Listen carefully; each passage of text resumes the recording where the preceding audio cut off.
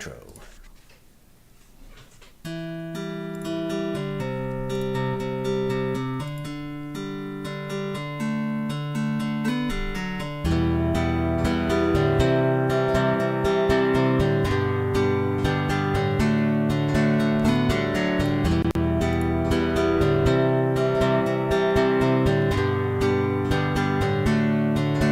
Hello, and welcome to The Fool and the Philosopher. Slowly fade the intro out.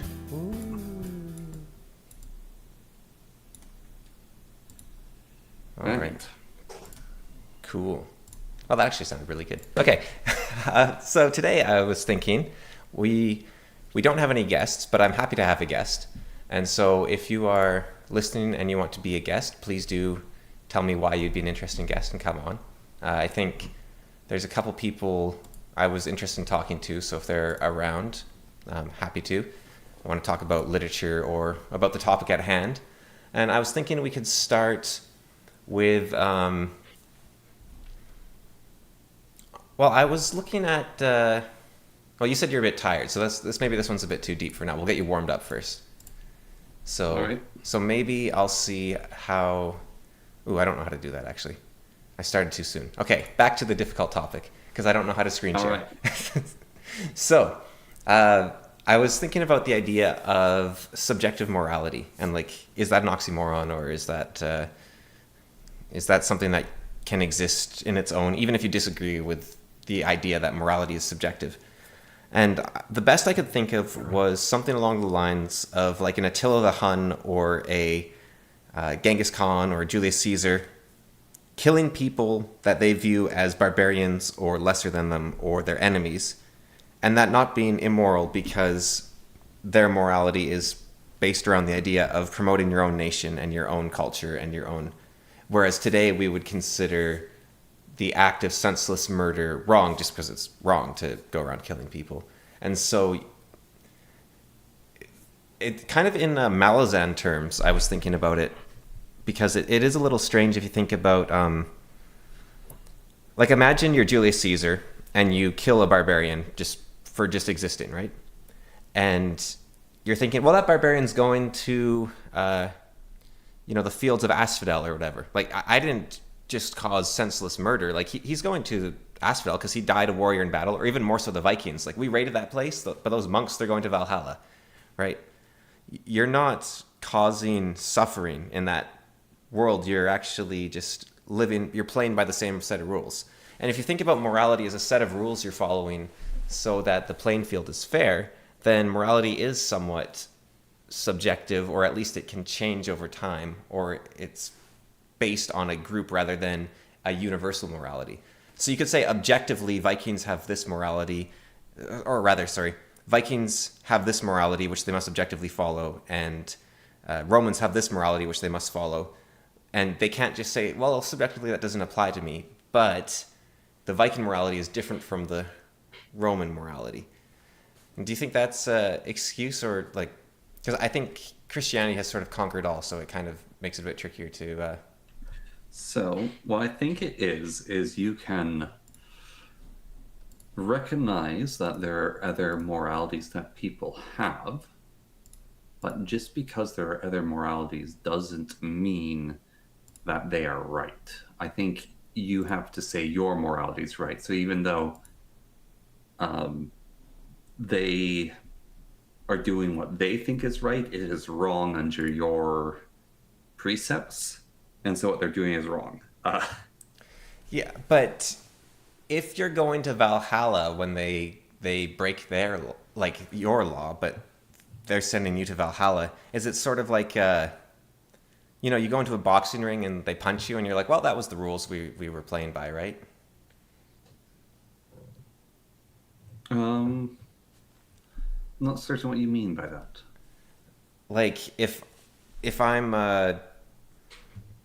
you can't just walk up to someone in the street and punch them in the face, right? Like, that's considered a little immoral, let's say. But if you go into a boxing ring, you can walk up to the other guy in the ring and punch him in the face. And so the setting of the morals Now, I think this would apply to like when we were talking about Kant back in the day. That is actually the same moral system. It's not two sets of morals subjectively based on where you are. It's just there is a conditional modifier on like everything, and it just goes down infinitely deep. Like you're in the boxing ring, that doesn't mean you can pull out a gun, and unless the other guy assaults you, and then you can pull out a gun, unless he, like it goes on and on and on. Yeah. So maybe that's the same thing. Is there can be an objective morality which contains the framework of like let's say you're like a Kali worshiper, right? Like you're a thug, and you go around strangling people for the glory of Kali. And I don't actually know what happens to the people you kill when you're a thug, but let's say you believe they go to super heaven. Are you being immoral? Yes. Okay, what if they do go to super heaven, but they're like Christians that don't get to go to normal Christian heaven? So you're taking the choice away from them. Like, let's say there's multiple divinities that have a path towards righteousness. Would that be where subjective morality comes in, I guess? Or would that just be multiple objective moralities? I think that'd be multiple objective moralities. Yeah. And so would a subjective morality just be one where, like, let's say you're like a Viltrumite, right? And they believe that the good is to keep the race alive and to spread throughout the world. I mean, that's a very common. We talked about this with what was it? The in the scientific racism episode, we talked about it, where it was a very common belief for everyone that the whole goal was to keep your ethnic alive, like your ethnicity alive, your race alive, and you weren't even exactly the same species. Like you were similar, but you were almost a different species, and so you were just working. Like we wouldn't say a mosquito or a bear or a dog has the same value as a human life, and they just took that a step further in that, well, the thing that's even closer related to me is worth more than the thing that's further related from me. Yeah. So is that subjective, or is that just a more narrow objective morality? And I guess the subjectivity would be that you would say, no, this is how it'd be subjective, is you would say, okay, so objectively, we need to kill all people that aren't our race. But the subjectivity would be saying, well, they think that too, therefore we can't say which one is right. But you can just say, well, objectively, I am this race, so I'm going to follow my race's moral code, even if it doesn't follow theirs, rather than saying we can't say what is right. But I think you can just take it, what Christianity did is we said, no, we're all children of God, therefore you can't just do it from your point of view, you just extend it outwards, so there is still an objective. Because I think what happens when you start allowing other races to exist in your world is it starts sliding, right? Because then you can say, well, then we shouldn't kill any chickens or bears or cows or mosquitoes or... Yeah. But I think... No, I think that hypothetically morality can be subjective, or self-annihilation wise, morals can be subjective, but beyond that, morals are objective. Yeah. So wait, sorry, can you repeat that actually, just so I got that, make sure I got that? So hypothetically, Yeah. morals can be subjective, Yeah. and self-annihilation wise, morals can be subjective. But that's the only cases where they can be, and then in all other realities, they are objective. Right. So if you go for subjective morals, it kind of leads you on a path to self-destruction, even if it could be correct. Yes. Yeah. Yeah. But then are you denying the objective reality of subjective reality in order to keep yourself alive? And I guess if that is the case, does it actually matter? Because you may as well still live. Yeah. How do you Well, if you believe there is subjective morality, then you believe in nothing.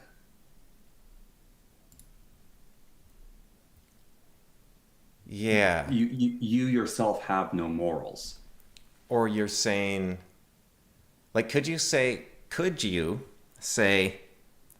look, everyone believes, like a sort of cratocracy sort of philosophy, everyone believes that we have a different right to exist, and I believe I should exist, but the barbarians believe that they should exist, and those two beliefs are incompatible, and they're both equally valid. However, since I'm not a barbarian, I'm still going to, like, make myself survive and destroy the barbarians. And then so there is still a subjective morality, but you're like, No, I'm I still, call that objective morality. I think that's the acceptance that other people may think they are right, but they are wrong. because I think I that's objective. because I think so. Then what is? Well, I guess I have a computer. Like, because what is subjective morality at that point? What is what I said? It's either hypothetical or it's self-annihilation. It's the belief in nothing. Yeah. So let's see. Is there any? Your only belief is that other people have beliefs, and you yourself don't have any. Or you could say one of those is best suited to advance myself. That's objective then. But it could be that there. But I think an objective morality is upheld by a god, potentially, or the universal order, natural law, something like that. Look, it could very well be, but you just don't have a name for it. It's a spirit still. It doesn't have a divine face. So I think okay. So this is what I think I would. This is how I would conceptualize them. Subjective morality is a constructed morality to benefit myself, whereas objective morality is one dictated by the natural order of things. And so whether that's God or the universe or whatever it might be, right? So I could say that like imagine God exists, right? And he's this perfect judge, and he's looking at you, and it's okay in my culture to murder someone, so I go and I murder someone. And God could look at me and be like, ooh, I didn't like that. He's going to hell. That would be an objective moral system, right? Even though I am obeying my moral system, the guy that says you're going to heaven or hell still says it's wrong. But in a subjective world, you would just live by the morals of your in-group. So yeah, I think that's the distinction there. I think I got myself muddled up in that. So if you believe that your in-group is all that matters, now it could be that God says to you, hey, if you don't protect your in-group, you're going to hell. So it doesn't actually, whether or not there's an objective or a subjective morality, it doesn't actually tell you what you should believe. They could be the same thing, right? Like God could be like, why aren't you purging the other races? You're not going to go to heaven unless you purge 3 races, right? Or 3 non-believers or whatever it might be. Like infidel is probably better because I don't think race has always been the and I'm not sure for very long even. I could be wrong here, but I don't think race has been like the pivot point of human conflict. I think a lot of times it's been more ideology and like nationhood. But I could be wrong there.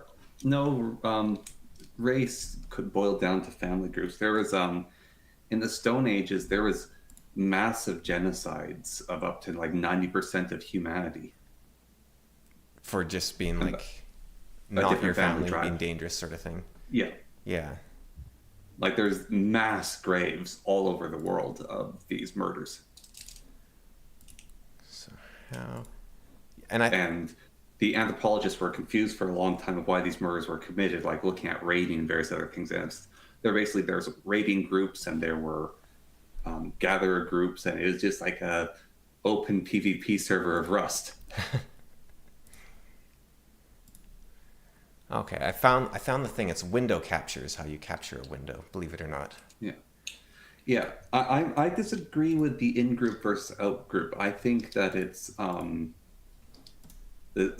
I don't think that subjective reality, or sorry, subjective morality, that's like a subjective, it means it's changing, right? Yeah. No, Yeah. subjective, I would say, Or, means that God isn't upholding it. Rather, the philosophy itself is well, no, it's upholding it. subjective to like subjection is perception, is it not? Um, well, subjective would mean it's individual to the subject, right? So, Okay. whereas objective I would was be getting like, my terms confused and the meaning of, but well, I was yeah, confused you too, so I wasn't basically, helping the situation. yeah, well, that's what I thought subjective morality was, believing that everyone else's morals had a valid point and there's different moral systems. Because I don't think you can operate believing other people's morals are correct if they're not your own. You can't operate believing other people's morals are Are correct. correct if they're not shared with you. So what you? Sorry, So you're saying that you would like you'd have to go around killing infidels or something, or you just think No, everyone else is evil, or not everyone else. It's if someone does not share your morals, yeah, they're wrong. yeah. Um, But that could be true of and if subjective or you objective. believe, yeah, but if you believe that they are right, and your morals are right too, but they're different, then that is the path to self annihilation. So if you believe, wait, sorry, if you believe someone else's is right, Yes, but then you could but you just, hold a different. well, why would you do that though? You wouldn't think someone else's is right but stick to it. You would follow the one that is correct, surely. That's what I thought we were talking about, to be perfectly honest. Okay, no, I was thinking more like if you have a subjective morality, as in, So here, let me explain. Right? okay, Is so someone says, I think that it's not wrong for me to murder Joe. And you say, no, morally that's wrong. And I go, well, morals are subjective. What they are declaring there, and the morals are subjective, and this is the context I'm thinking of, is it's morals are not objective. Morals are not determined by God. They are what I say they are in the moment, or different groups believe differently. So your belief does not matter to me. yeah, yeah, no, but that doesn't mean you have to. I guess there's two options, right? If you think that morality is subjective, you can either say morality is subjective, therefore I'm going to do what benefits me, or you can say morality is subjective, therefore I have no morals and I have no guidance. So you wouldn't say that they're correct, you just wouldn't say that they are right or wrong. You'd just be adrift. You'd be the stereotypical, like, centrist with no belief system, right? And so you wouldn't be able to say anyone was doing anything moral or immoral, so you'd have no heroes and no villains. Well, I think there are cases as well where people are have self-annihilating empathy, and they say, well, their morals are just different than ours, and we don't act them out, but it's still okay because their morals are different. Yeah, but yeah, okay, yeah. So, but you wouldn't say that. So, if I was talking about the Romans, for instance, and they were going around, like causing war for glory, or no, I think the Vikings is the easiest one. So the Vikings are going around raiding for glory, and I could say, well, Yeah, that's just their culture, right? yeah, And but I think what my thought would be in a subjective world for that would be, um, that's just the Vikings' culture. So I'm not going to decry them as evil for it, but I'm still going to fight against them because they're raiding my land, right? That's sort of because that's I think that's another way to look at it. yeah. Maybe I'm going to call them evil because it's not my morality, it's not my culture. But who am I? Oh, we got a comment here. How are we defining terms? I don't know Well, still. that was our main difficulty, I think, Yeah. in the beginning, is we didn't even understand the subject because I thought he was talking about one thing, apparently he's talking about another. So I Would you got like a to come bit on, Mr. confused. Walls, and add to the confusion? Because you were one of the people I wanted to talk to actually, but more about books. But we can ease into that because you appear to be quite a well-read man from what I've understood. So, and this time you can come in legally instead of sneaking in. Let's see. How would I let him in if I wanted to? I think like this. I don't know if we want to let him in. His morals might be different than ours. But how do we know? Like, absent God, we don't actually know if our morals are correct, right? Like, Yeah, but I, unlike you, am not absent of God. right. But he's in the walls with a cat. That's crazy. Um. Actually, wait. How do I tell him the password? I think I can contact him. Let me see. I don't know where. But wait, what does that do? I need to check this. Am I showing? No, okay. You're showing your list right now, I believe. Okay, good. I'm not showing like passwords and stuff. Is what I'm checking. No. Okay. Yeah, I don't like live streaming Windows. I don't think it's a good idea in general. Who knows what could pop up? Yeah, all my goblin horses and everything, All right. Hey. His password. Okay, I think that should give him the password. Okay. Right. He's illiterate. He just talks a big game. Yeah. No, he definitely he's at least able to name drop a lot of books, so I think that's a pretty good start. So anyways, going back to God, right? You can believe in God, but where's the divine revelation? How do you know God's word?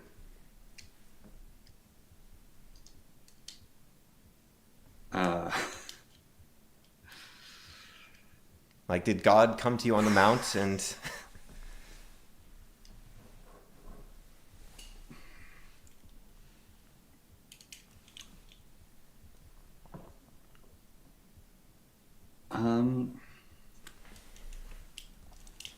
Sure. Yeah, God came to me on the mountain and told me it's true. He said, "Trust me, bro." but you see what I mean there, right? Like, how can you know?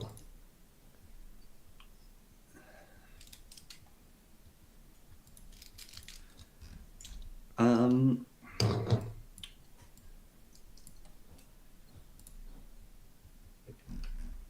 I don't want to have this conversation again, but it's because I believe. Okay, yes, but from that belief, where did that come from? Do you just okay? So one of the arguments that actually I think this is the Ryan Mullally thing, but I think it was also Descartes possibly who talked about this. Do you think that like your sense of smell, hunger, tiredness, whatever else, there is a sense of morality that God imbues you with? So you just know if something's right or wrong because God is essentially gave you that sense just the same way like I can tell if something's red, I can tell if something's evil. Yeah, I think there is that, and I think there's also the morality of the good book and its interpretations across the sects, depending on which one you follow and what creed you go with, against your wider community of close relations. So wait. So that you're saying that if you adhere to a culture, you just have a culture essentially, like. If you adhere to a culture, you have a moral. Right. So that wouldn't that be more subjective in that case? Because then you could adhere to like you could be a Protestant or a Catholic and you'd all be. No, the Protestants or the Catholics are wrong if you're one or the other. Right, but you would and then. Therefore it's objective, not subjective. Right, but which one did God tell you was correct? Through your sense of morality.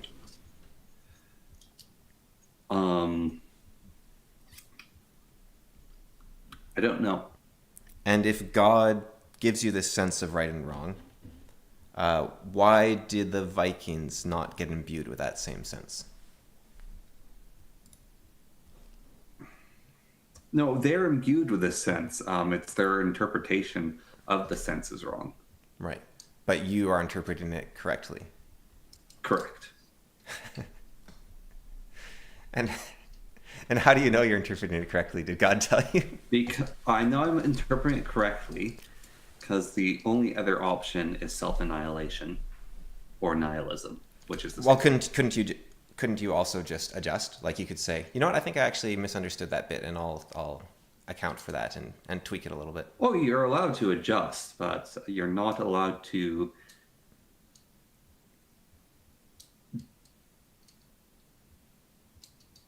doubt. No, doubt's not the right term.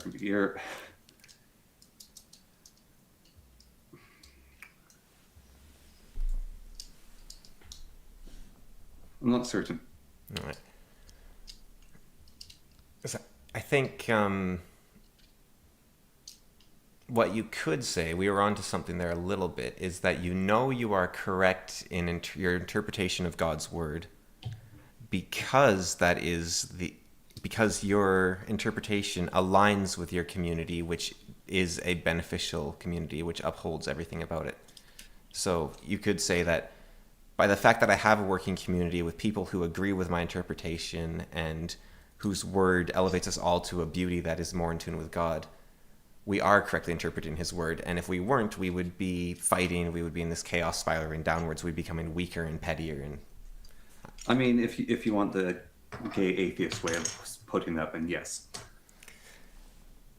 well, no, it's a way to say, is Protestantism or Catholicism better? And you'd say, well, my community is better and it's Catholic, and so we're interpreting God's word better. Right? Yeah. That's not atheist. Yes. No, the way you're saying it was very atheistic. Well, how would you say it in the Christian way? I'm right, you're wrong, na na na na boo boo.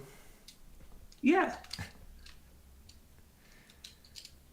Because, so do you think, like, the Vikings woke up and decided evil? Or do you think there's some Vikings in heaven right now who are, like, mourning that they were misled and they wish they had introspection and changed their beliefs?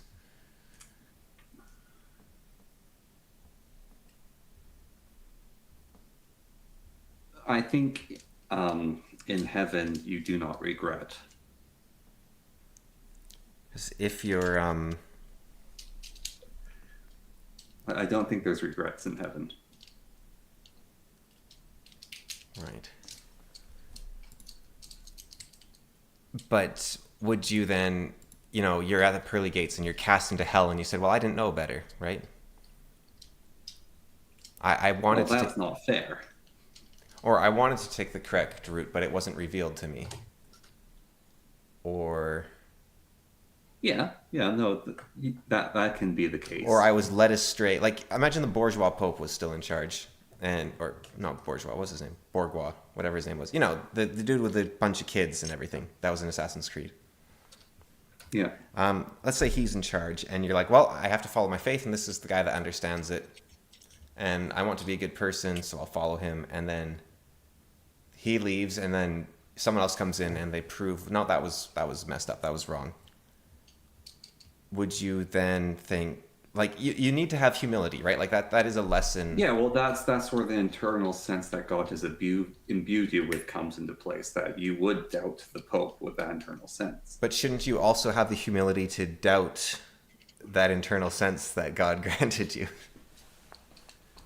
And if you're not intended to doubt the sense that God gave you, then why did he allow you to doubt it?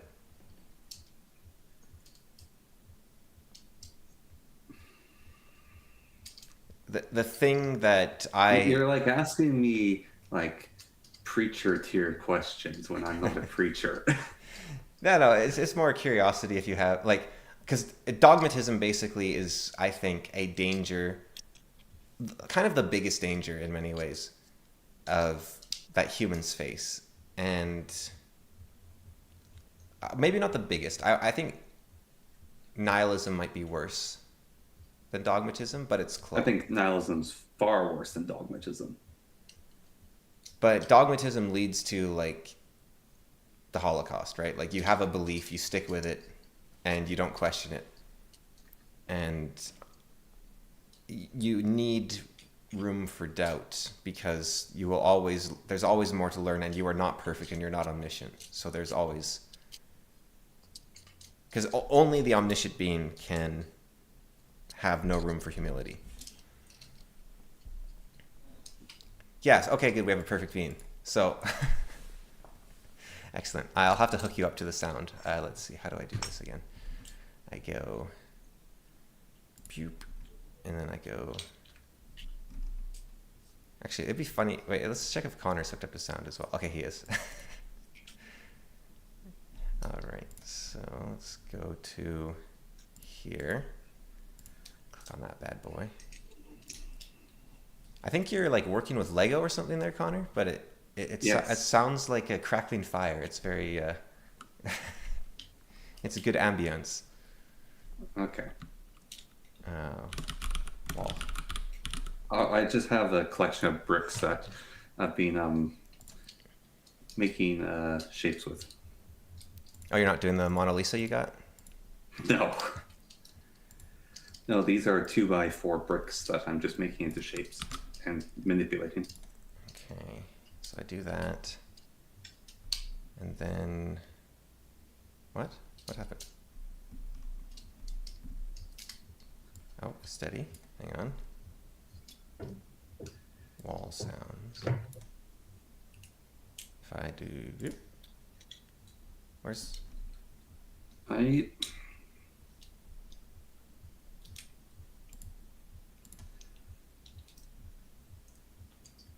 Yes. The thing about doubt, there does have to be room for doubt, but there also doubt exists on the same plane as deception and self-deception. So it's a weird one. You think so, eh? Yeah. You don't think doubt is positive, or you think it's positive and negative? Yes, it's positive and negative. Huh. Okay, yeah, no, I think it'd be positive and negative. But, oh, here we go. It's like doubt exists so we can have free will and exercise our choice to be good or evil. However, the devil takes advantage of that.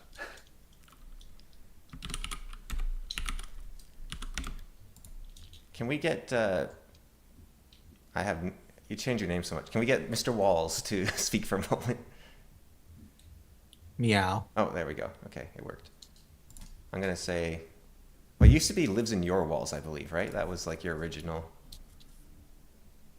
Yeah, I can be lives in your walls. All right, lives in your walls. I mean, that's quite a commute, but Yeah. I've managed. Yeah, well, if you're in Alaska, it's not too far, but in general. Why did you change from Dev to Stug? Yeah, I got tired of living there. Okay. I think Dev was doing the same thing for him he was doing for you, where he was disappointing him more and more. And I think, yeah, he's. I think he's done some videos lately which are a bit more in line with his old stuff, but yeah, it's definitely, I could see why people would be losing patience with him. Let's say, but yeah.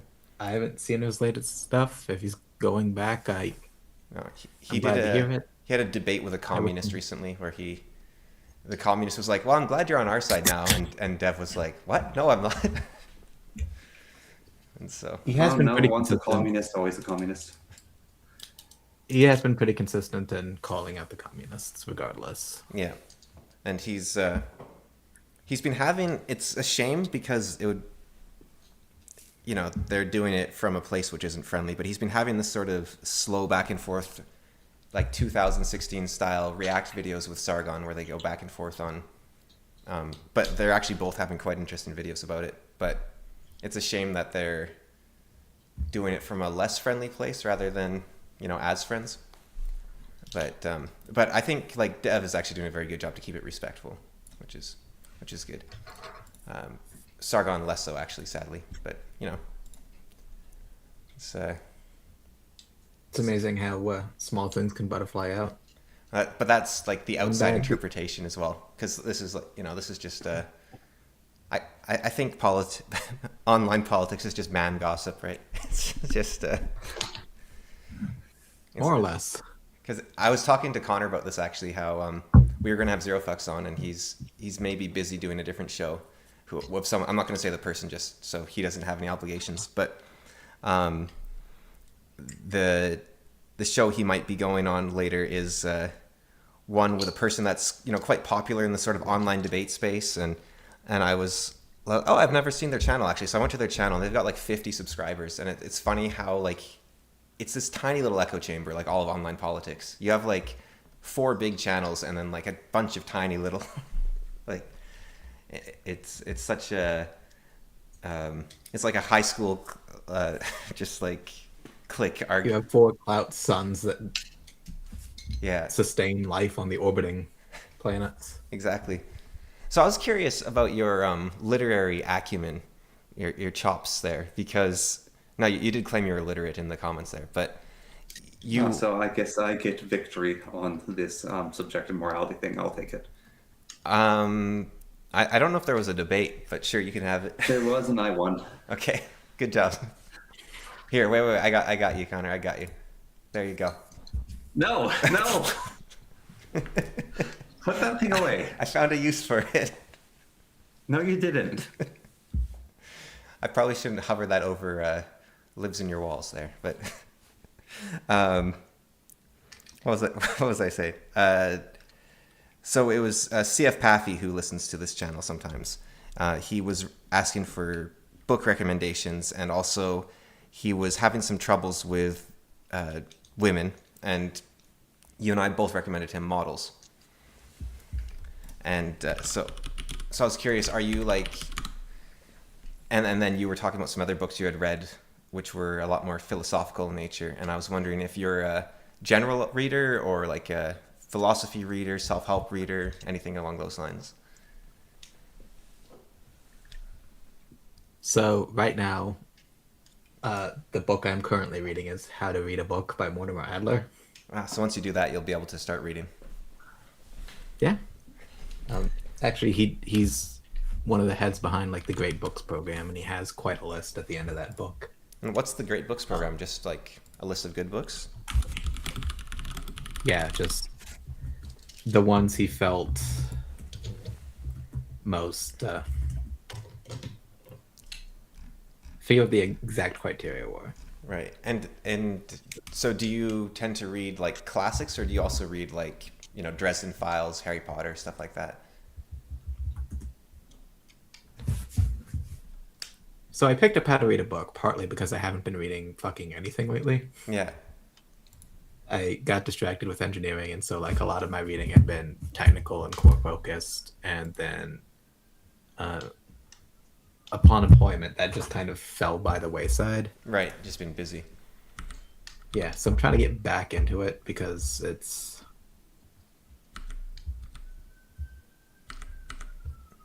Oh, that doesn't sound like they approve. Right. Is that you, Connor, or is that you? Walls. I do The not police? have a siren. Yeah. They're coming for someone anyways. Someone here isn't reading enough. It's fine. I put a trap full of like rabbit's blood and cocaine outside, so the dogs will get distracted and not know where I am. Does this Great Books Foundation have a list or something? I'm not finding it quickly. It's Great Books of the Western World.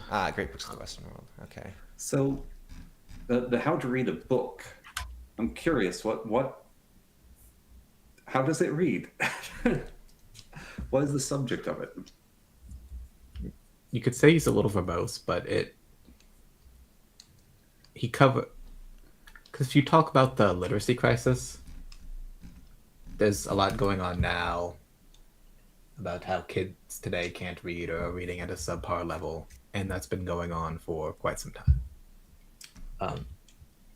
what Adler's trying to do is he's trying to outline. He differentiates between active reading and passive reading. Whereas passive reading, you're just kind of absorbing the words on the page. Active reading, you are taking notes, engaging with the dialogue, almost as a dialogue with the author. And he Right. outlines several steps from levels, from like inspectional reading to where you would judge a book by its cover, look over its contents, get a sense of what type of book it is, pigeonhole it So yeah, I think I definitely into. read in like the. I wish the author was still around so I could argue with them. That's kind of my. Like, Well, that is the point of books. and so that's what he. So he thinks that the Socrates' argument against books is actually the strength of books in a way, is or you get the most out of them when you try to argue with the person that you can't argue with, rather than just listening to their ideas and memorizing a bunch of information. I guess would be the case there. Well, I think first he would say you'd have to understand what the author is trying to say and Right. make a good faith effort to do so. So So, like once you have the shape of basically their arguments, the structure of the book, and how they go as a whole, he gives you several options. If all the premises are true and the argument follows, then you have no choice but to accept it, whether or not you like it or not. right. You can't just say like, nah, even though it makes sense and I can't disagree with you. That is now your worldview. Right. So, Right. So that's if you're it- giving it a fair shake, basically. yeah, Yeah. you can show where the author's incomplete, where he's wrong, or where he's No, I think that's good back wrong, or where because when I was reading Mein Kampf, and I've heard a lot of people talk about Mein Kampf, like Dev talked about it in one of his videos, and he talked about how boring and like nonsensical the book was. But reading it, Hitler's arguments are actually really strong, and it took me like 2 years to read the book because I was trying to figure out how to disagree with him, and I think I succeeded, but it was a lot of work. Like it's actually quite difficult to disagree with him if you're giving him a fair shake. But I think why most people probably find the books boring is because they're like, oh, he's racist, and then you move on, and it's like, okay, that just told me he's racist, right? And so it's right.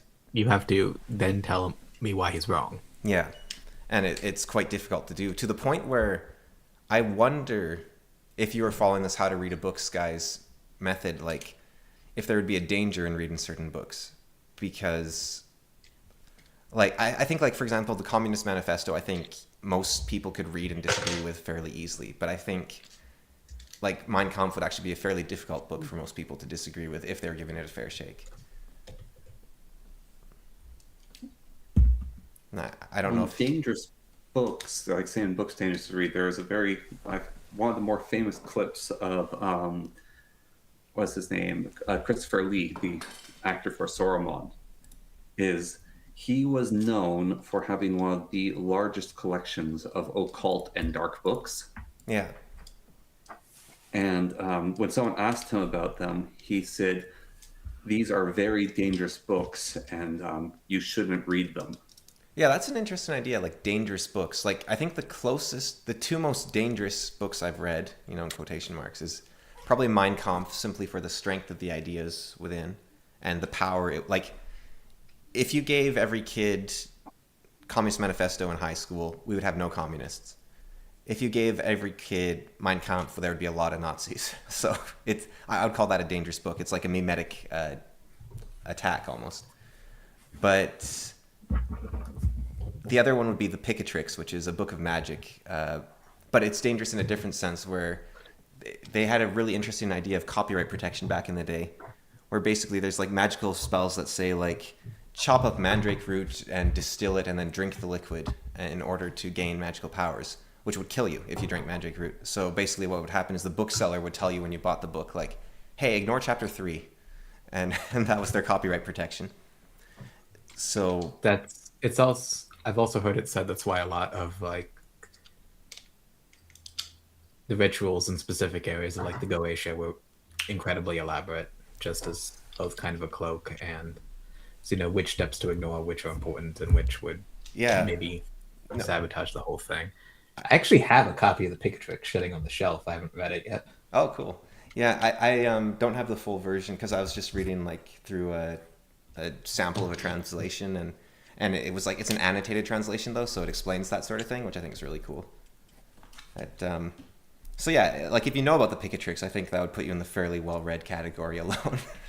um, but it is interesting. I was having this thought recently because I was watching Ryan Mullally. I think rationalism might be a problem with modern society. And if you read like the Secret Teachings of All Ages, where I think Pythagoras was the guy that kind of brought rationalism to the masses, and I wonder if he shouldn't have. And this gets into like the story of the Grand Inquisitor a bit. So, and maybe I'm on the Inquisitor side here and need to think more Jesus-like.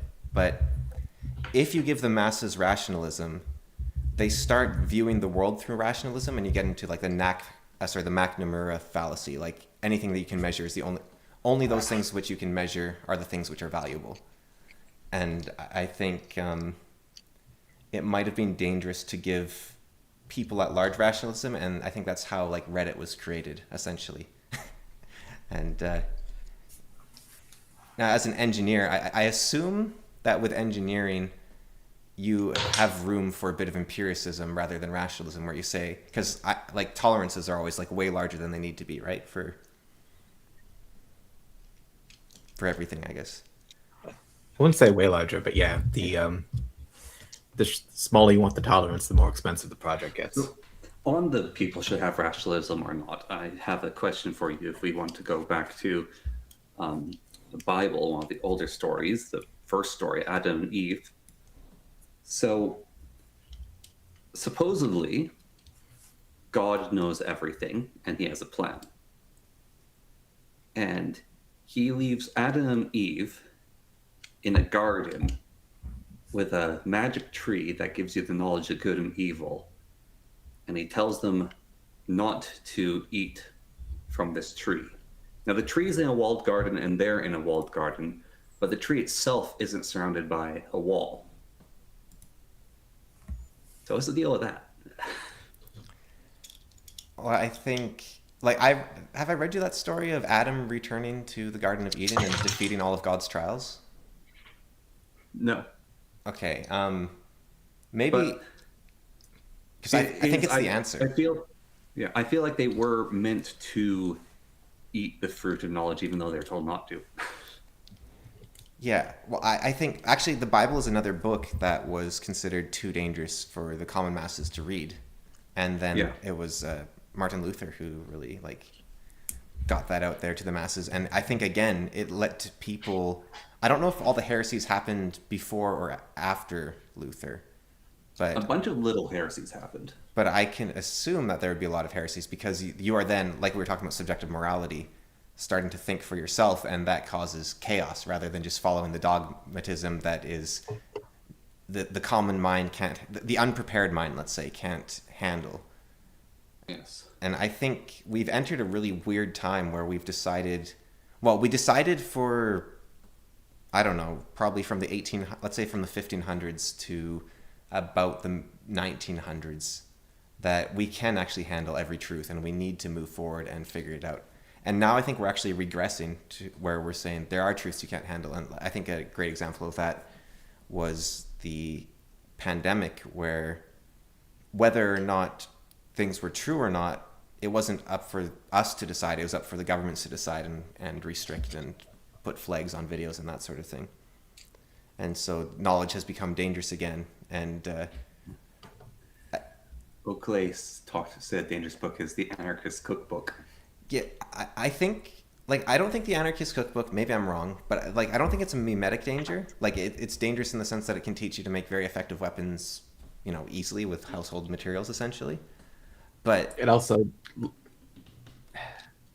inadequate safety precautions written in the book, which I guess would kill the vibe, but still. right, so it could do you in. Yeah, You could argue it's dangerous to the reader. kind of like the Picatrix, I It guess. has a whole chapter on like causing chaos at Kmart, and it just struck me as very petty, even as a kid. I've been Oh, so it wondering. actually tells you to go and do anarchy beyond how to do it.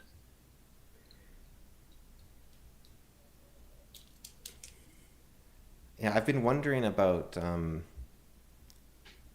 like there's a lot of concern with AI allowing people to do like biological warfare, like develop diseases and stuff. But I think it's probably not that much of a threat relative to what can already happen for cheaper and more effectively most of the time. Like there's a and that's where the mimetic hazard maybe comes in too. Just saying it makes people start thinking, I wonder if I could get away with XYZ. Or you just start thinking like, it's not that hard to make napalm. I wonder if that's Right, you're not banning like chemistry or mechanical engineering classes, but yeah. you'll probably take some issue with the poor man's James Bond. Yeah, it's like I can just put like what's the name of that book by Chuck Palahniuk? Um, Fight Club? yeah, Fight Club. Like Fight Club is full of sections on how to actually just cause mass chaos. Like in the Yeah, like the I think the first paragraph of the book is talking about how to make napalm from like yeah. There's a different book I read recently, which is written by a gun nut libertarian. It's a fantasy story, but he also explains how to make napalm in it. yeah. So it's and there's worse things that are even easier to make. Um, so Well, it's you can just get a cracked deep seek like model and it'll tell you how to make napalm. Well, napalm's ridiculously easy to make. But let's not get in trouble. I don't know if yeah. Well, I don't know if it's allowed or not. Probably best not to. Even if it's allowed by YouTube, you don't want to do the episode on how to make mustard gas and then like you hear about a Yeah, mustard gas attack the next day and you're like, oh, geez. yeah. It's actually wild. I've never heard of a mustard gas attack. Like you would think that would be the thing you do, like all the time. And maybe even saying that is a bit much, but It's almost impressive how like I don't go in for the full like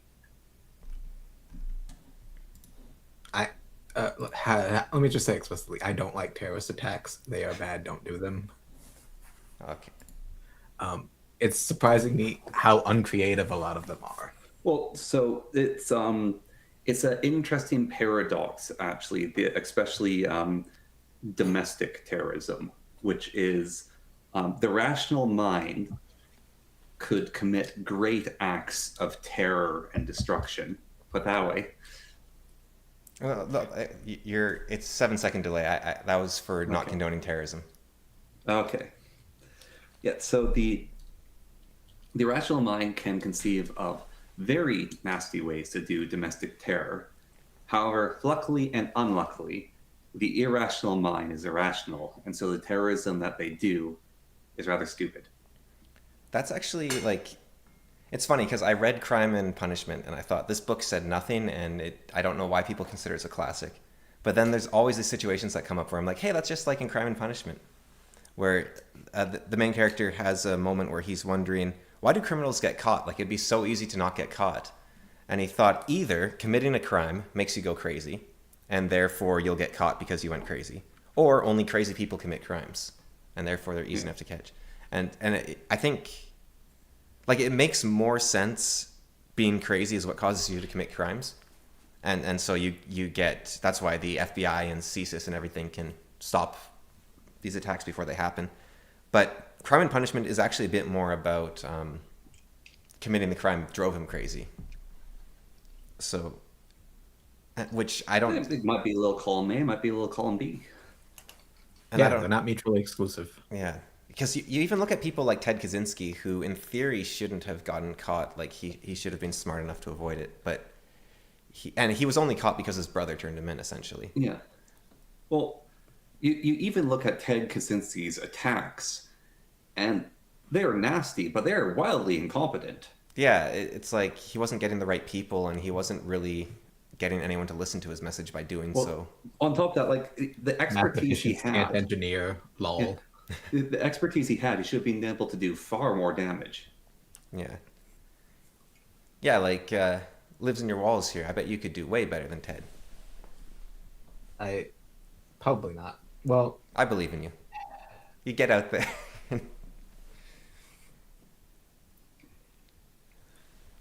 we need a field, which is generally speaking, they were far away from any walls. And then in an open field, we can do all sorts of fun things legally. Yeah, Connor has a. What were you making, Connor, on your when you went crazy on your YouTube channel for a bit there? I made chlorine gas bombs. Yeah, and you like melted your car roof and stuff. Yeah. Yeah. So that was yeah, it looked too easy to do, really. It's ridiculously easy. I'm going to just grab the book. I'll be right back. You guys talk. Fill it out. Right. You know, that's the worst thing to do to someone is you leave and say fill air, because people could just have a conversation if the one person leaves, but then you're told to fill air and they're like, oh, what on earth am I supposed to speak about? It's like, what do you do with your hands when you're public speaking?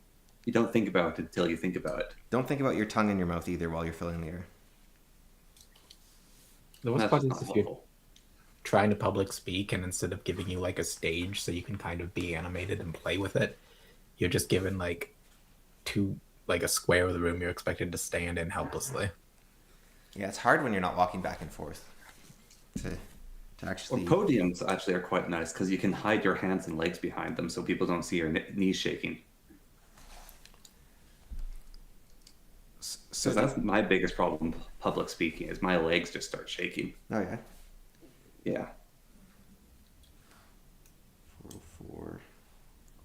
You know, people think I'm a good public speaker, but inside I'm a wreck. I tend to be good in like larger groups, but like smaller groups is where I start shaking. I find, and I don't know. oh, sorry, keep going. Go ahead. No, you keep going. Not just gonna say the crowd is more or less one amorphous blob. It's not a thing I have to contend with. Versus if it's a small group of people, then I am being like judged presently. Yes, the individual judgment. And you seem like, have you done much, like, I know you're on Stug's D&D channel and everything, but do you do much like going into YouTube video live stream things normally? No, it's you and Stug are the first. Because you're pretty good at it. Like I've found it's weird because I'm like pretty good at public speaking. I basically public speak for a living, and yet the first time I went on Kitty's channel, for example, I was, even though I'd been doing the podcast for like, I don't know, 6-7 years at that point, I was still having trouble speaking, and like it's weird how I think it's talking to strangers without seeing their face throws me. It's very strange. But it's and going on to Ryan Mullally's channel, that also I was having troubles talking. I found like it's the first time there's like this dip in the water where your heart's racing and stuff, for me at least. You just don't spend enough time on Discord. I don't like the Discord sort of like pop in pop out chat thing, so that could be it. Oh, look at that! Thank you very much, Zero Fucks. Oh, Zero Fucks is in chat. Yeah. Oh, look at that! He's got a dumb little cube on his. Yes, he's a moderator. Yeah. Yeah, we have 2 moderators, and I didn't tell either of them who they are. And I don't think you even know who the other moderator is, Connor. Isn't it me? No, you're not a moderator. I can make you one, but you're not one. No, don't. Okay. No. Okay, so here I want to read this, if I may, of because you were talking about like why did God leave the tree of knowledge in the garden, right? And I was talking about why did God give us the ability to doubt God's word, right? Yep. So, let's see here. Man, the banished Adam, seeks to pass from the outer court of the sanctuary, the exterior universe, into the sanctum sanctorum. But before him rises a vast creature armed with a flashing sword that, moving slowly but continually, sweeps a clear, wide circle. And through this ring pass not, the Adamic man cannot break. So that's the Archangel Michael guarding the Garden of Eden. The cherubim addresses the seeker thus: Man, thou art dust, and to dust thou shalt return. Thou wert fashioned by the builder of forms. Thou belongest to the sphere of form, and the breath that was breathed into thy soul was the breath of form, and like a flame it shall flicker out. More than thou art thou canst not be. You can't be more than you are. Thou art a denizen of the outer world, and it is forbidden thee to enter this inner place. And the Adam replies, so Adam is the representative of all men, essentially here. Many times have I stood within this courtyard and begged admission to my father's house, and thou hast refused it to me and sent me back to wander in darkness. True it is that I was fashioned out of dirt, and that my Maker could not confer upon me the boon of immortality. But no more shalt thou send me away, for, wandering in the darkness, I have discovered that the Almighty hath decreed my salvation, because he hath sent out of the most hidden mystery his only begotten, who didst take upon himself the world fashioned by the Demiurgus. So, basically, hey, you can't keep me out of Eden anymore. You gave me Jesus, and Jesus took the world back from Satan, right? Upon the elements of the world was he crucified, and from him hath poured forth the blood of my salvation. And God, entering into his creation, hath quickened it, and established therein a road that leadeth to himself. While my Maker could not give me immortality, immortality was inherent in the very dust of which I was composed.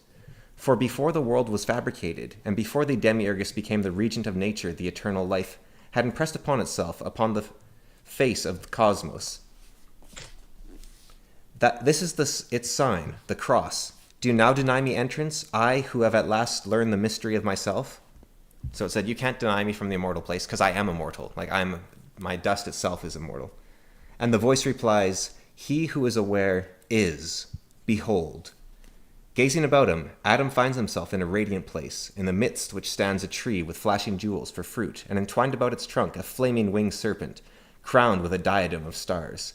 It was the voice of the serpent that had spoken. Who art thou? Demands the Adam. I, the serpent answers, am Satan, who was stoned. I am the adversary, the Lord who is against you, the one who pleads for your destruction before the eternal tribunal. I was your enemy upon the day that you were formed. I have led you into temptation. I have delivered you into the hands of evil. I have maligned you. I have striven ever to achieve your undoing. I am the guardian of the tree of knowledge, and I have sworn that none whom I can lead astray shall partake of its fruits. The Adam replies, For uncounted ages have I been thy servant. In my ignorance I have listened to thy words, and they led me into path of sorrows. Thou hast placed in my mind dreams of power, and when I struggled to realize those dreams, they brought me naught but pain. Thou hast sowed in me the seeds of desire, and when I lusted after the things of the flesh, agony was my only recompense. Thou hast sent me false prophets and false reasoning, and when I strove to grasp the magnitude of truth, I found thy laws were false, and only dismay rewarded my strivings. I am done with thee forever, O artful spirit. I have tired of thy world of illusions. No longer will I labor in thy vineyards of iniquity. Get thee behind me, tempter, and the host of thy temptations. There is no happiness, no peace, no good, no future in the doctrines of selfishness, hate, and passion preached by thee. All these things do I cast aside. Renounce as thy rule forever. And let's see. Yeah, okay. And then the serpent makes answer, Behold, O Adam, the nature of thy adversary. The serpent disappears in a... That's weird that he says thy adversary. He should have said your adversary, because he was talking to the plural Adam there. But maybe the translation's not right.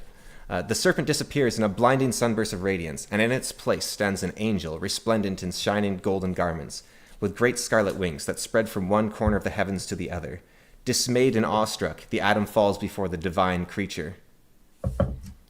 So the serpent says, Behold, this is who you've been fighting this whole time. And then speaks the divine creature, I am the Lord who is against thee, and thus accomplishes thy salvation. Continues the voice. Thou hast hated me, but through the ages yet to be thou shalt bless me. For I have led thee out of the sphere of the Demiurgus. I have turned thee against the illusion of worldliness. I have weaned thee of desire. I have awakened in thy soul the immortality of which I myself partake. Follow me, O Adam, for I am the way, the life, and the truth. So it was all just a way to send people out so that they can learn the journey back and do it on their own, right? It's like letting your kid walk home from the bus on their own.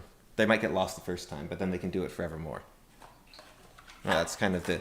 So that is the. I think it's. Yeah, I'm trying to. It says the origin here might be the Ignorantine friars, or possibly the Egyptians.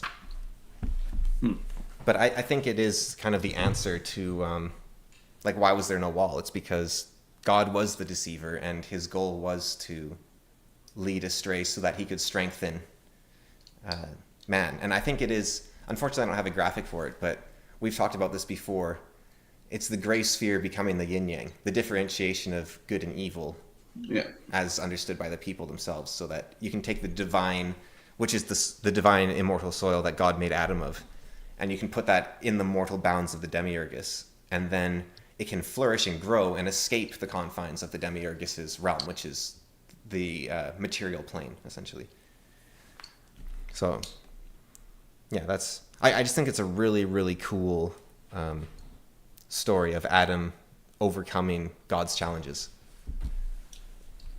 I mean, Adam claims he's not immortal, but by that story, it took him till the time Jesus came around for him to fix that problem. So, dude's lived a long time. Well, but it's Adam, man, so it's all of mankind at once speaking together, right? That's why Satan says you and your, because he's talking in the plural to mankind. But then when Adam speaks to Satan, he's saying thou and thy, and that's because he's speaking only to the singular of Satan. So Adam is like every man at once speaking together. And so this is all of mankind being enlightened by Jesus at once, basically. But it's a. But would that knowledge that there's a lot of people that think yeah, exactly. That's why it says the Adam, because it's not Adam the man, it's the Adam as man. It's not Adam the friended. Yeah. No, Look, I was just trying to make a joke, okay? I like the. There's always more you can dig out of it by just thinking about it and talking about it. So even jokes like lead you to the. That would be a pretty awesome name for a philosophy podcast. Would be The Adam. Like just following that story. I think you could learn, like, you know, it would be sort of like we are mankind trying to find our way back to the Garden of Eden now that we have partaken of knowledge and used it for good rather than evil. I think that'd be a pretty cool. Yeah, have you read this? Oh, sorry, you go, Connor. That's the thing about it's one of my favorite things that Jordan Peterson said back in, I think it was his first book, 12 Rules for Life, which is Zero Fucks just got the best title ever when I was talking about the yin yang as well. It's pretty unfair that humanity got to eat the fruit of good and evil, but they didn't get to eat from the other tree, which is the tree of eternal life. But they're made from immortal soil already, right? So yeah, but that's the reason why you want to go back to Eden. But then this story is that Eden was in you all along. You know what we need? I just realized, so Zero Fuck said that the podcast Splitting the Atom would be a good one. We don't have the chat on the screen, so nobody will know what I'm talking about when YouTube breaks and the chat disappears in the future. So that was the title, Splitting the Atom, which is brilliant. We already rebranded once. You want to do it again, Connor? Yeah. Go. No, but you could name this episode Splitting the Atom rather than Be Our Guest. Oh yeah, that's a good idea. I don't know how to change that, actually. It's fairly easy. I can do it. Okay. I wonder what the other trees in the garden were. Well, so there's the two big trees, which that's what in the Silmarillion, that's what the two trees, the sun and moon, are also based off of. There is the tree with the knowledge of good and evil, and then there's the tree of life, which all life flows from, and on its branches is a fruit that gives you immortal internal life. Yeah, I have a diagram of the trees actually in the same book. Have you read The Secret Teachings of All Ages, Walls? I have not. I am putting it to the list. No, I highly recommend it because it's crazy. Like the first, 50 pages is like a brief history of philosophy from like Socrates onwards, basically, all the way up to the 1920s, because this book was written in the 1920s. So it's weird. It talks about pragmatism and like the derivatives of pragmatism, like proto-fascism, as like interesting ideas. We'll see where they go. And that was in the 1920s when it was written. And so One of the first things to come up when you Google it is a PDF copy of the book on the CIA's website. wow, that's cool, or dodgy, but but it's interesting because it was the book that revived esotericism and like occultism, but it's not a book of occultism itself. He wasn't a member of like the Masons or anything like that, but he talks a lot about the Masons.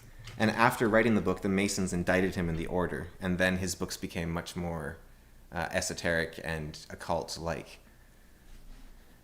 which I think is kind of almost disappointing because the Masonic, I don't quite get it, but it doesn't seem like the modern Masons really follow the Masonic teachings of like C.H. Hiram and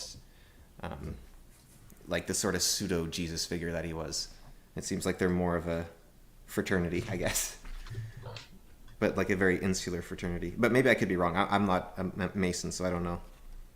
I'll ask my friend who's a Mason. He probably won't tell me. Yeah.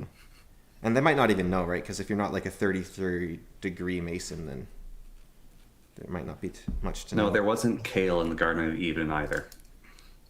It has good things in it. Well, no, because kale was actually made by humans, wasn't it, as well? So No, the fruit, I believe, was actually a pomegranate, was it not? I think it was just a fruit. Is the oh, that's It's annoying. a fruit. It's been variously interpreted as apple or pomegranate. I think pomegranate was termed apple of Granada, like Palm de Granada. Yeah. Yeah, the word grenade comes from pomegranate. Yes, also grenadine. Yeah. What's grenadine? And that's why the holy hand grenade of Antioch's really funny. It was originally pomegranate flavored syrup used in cocktail making. Oh yeah. Okay. Hence my comment on Malali's podcast the other day. Like, Yeah. it got ruled in 1921 that the people had stopped expecting pomegranate to be in their grenadine because they had all these like corn syrup flavors. Yeah, that's ringing the bell now. But I think it is like actually speaking of Mulally, like because he was the one I asked about what do you do when rationalism fails, and I tried to rephrase the question because obviously it was poorly written. I'm writing everything with like one hand right now, so I'm probably not at my best. But he didn't seem to get it, and I wonder if that's just because I very poorly phrased it in the end, or if it's because the esotericism has been abandoned in favor of rationalism, when you kind of need both, and the more wisdom of our ancients is actually more important in some ways. But Hey, the Tree of Life. yeah, so this is the Sephiroth, which I think might be the Tree of Life. I can't find the picture right now, but I vaguely remember reading something that path was called the Flaming Sword. oh yeah, no, yeah, the Path of the Flaming Sword is the Tree of Life. Yeah, okay, cool. I didn't know that. That's just where I got the picture. It says that. Okay. Yeah, well, it looks like a sword in a tree, both. I think it's really cool. I don't know if I have. Unfortunately, I don't have the guidebook for it right now because this book, The Secret Teachings, is like 700 pages long, so it's hard to find specific pages in here. Especially with one hand. Yeah, it's got a good index, but it's it's still tricky. But I kind of wanted to, because I wanted to talk about like, and we can tie this back into, the books in general and whatnot. But the path of wisdom here is going from like you see going through the Sephiroth, and the Sephiroth are half, so they're called Sephira in singular. So each Sephira is like an angel basically, or a god, and they're half of them are female and half of them are male.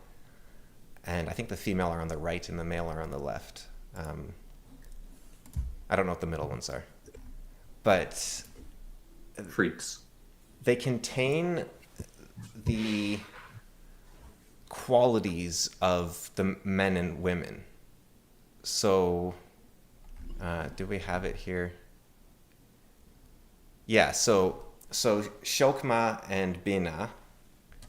So Chokma is on the left, correct? I'm holding. Chokma's on the right. Oh, okay. So the women are on the left then, and the men are on the right. Okay. So Chokma is wisdom. So that's a masculine pursuit, which is, learning something, developing it, making it stronger. Whereas Bina, understanding, is a feminine, or intellect is another way I've heard it heard. So it's a feminine pursuit because it is just the aspect of containing that thing. So, and I think this is, it gets a little weird, but this is the aspect of femininity that has been abandoned by the last decade or two of media, which is that women contain power already and they learn to accept it, and men have to obtain power and have to strive for it. And so the only really modern feminine hero we have, I think, who is a female, with a female hero's journey, is Wonder Woman, because she leaves like the order of Themyscira, brings it anew, brings the benefits of man world back to Themyscira and fixes it. But Wonder Woman doesn't become stronger upon leaving. She just learns more about herself and her own power, and she learns what she wants for herself, which already exists. And I think the power was in her all along. Yeah. She is the god-slaying sword. She doesn't need to find it. But what she needs is for that fertility, which is what power is, right, to come to some sort of benefit. So fertile soil is soil with lots of like nitrogen in it, let's say. But that soil is useless unless it has a seed placed in it. And so she goes out into the man's world to have the seed of the spark of, what would you call it, like initiative or striving or whatever. The unity is what creates the ultimate hero. And I think the denigration of feminine virtue has sort of led to, and I wonder if this is, I don't know why these two ideas are tied in my head. Like it seems like I'm just kind of rambling, but I think I am, but you are. I think that let him cook. Rationalism might be a masculine virtue, and we have basically abandoned the feminine side of the equation, and we're just pure masculine. The irrationalism? No, the innate qualia of nature and the humility of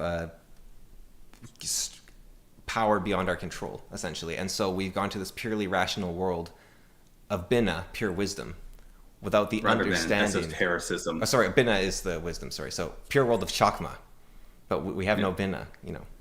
We have no esotericism. How are we defining empiricism and rationalism? Just okay. So I understand. So the terms we use. I think the way I would do it, and maybe this is unfair, is there is a Buddhist koan, which is what is the sound of one hand clapping? And I think the rationalist would say, well, the sound of one hand clapping is nothing, right? Like you slap your hand into the air, there's no sound, or there's maybe a tiny bit of air, but there's no sound really. And so therefore the sound of two hands clapping would be 0 times 2, because you can only derive things rationally from principles which already exist. And therefore the sound of two hands clapping is nothing. So rationalism, I'd say you work with axioms to build principles that are all logically deduced. Is that the word? I think so. Yep. Yeah. So whereas empiricism would be, the sound of one hand clapping is nothing because I heard it and there was nothing. And then I heard two hands clap and it made a noise. And so empiricism would be observational based knowledge and understanding versus deduction based knowledge and understanding of rationalism. That's how I'd put them.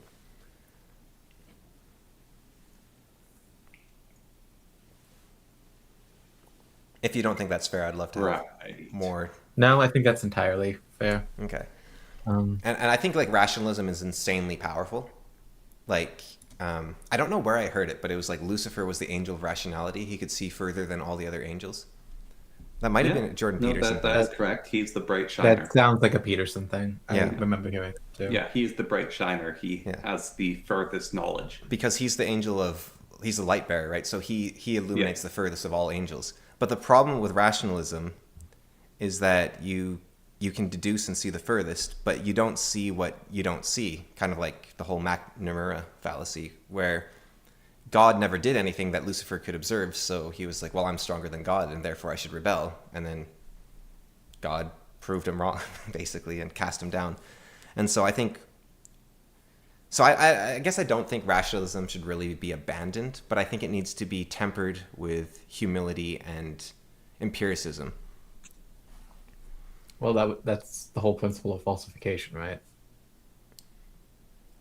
Where you try to prove your You- idea wrong rather than try to prove it right, is what you mean, I think? Yeah. Yeah. Yeah. I tried to go into science background. I never did because I was trying to do, um, I signed up for, I was like Hermione in college. I signed up for like, four science classes and four art classes. And they're like, you have to pick one. The classes are at the same time. So, so but yeah, okay. Yeah, so I think that does allow for a bit of like self-checking there, but I think there's Well, still. Oh, sorry. Yeah. Go on. you can't construct a model of how things work based on pure empiricism. No, but I'm not sure if you can construct a model of how things work either. I think you can. well, Well, so you there's a can thing. certainly construct a model. It's never going Yes, to be like one-to-one accuracy, but as but the long model as allows you. you don't think that model is reality, rather you think it's a good approximation. Because I think what happens is you'll see people say this is physically impossible or this is scientifically impossible, but if it happens, it's not, right? By There's a definition, thing right? in engineering. You might be able to tell me about this. Give me your engineer. I remember learning about determining the stickiness of things, and mathematically, and doing it from pure principles of like just doing the math and trying to figure out, it's really hard. But then there's the engineering thing, which is you have a slope, you have a ball, you let it roll down the slope, and then depending on how far it rolls across the sticky surface is how sticky it is. That I don't know about that specific instance, but that sounds plausible, and other methods have been similarly used. A lot of differential equations were just solved by because a lot of high order differential equations are just really difficult. So we Yeah, just kind of made analog circuits that would have that behavior and measure the result. yeah.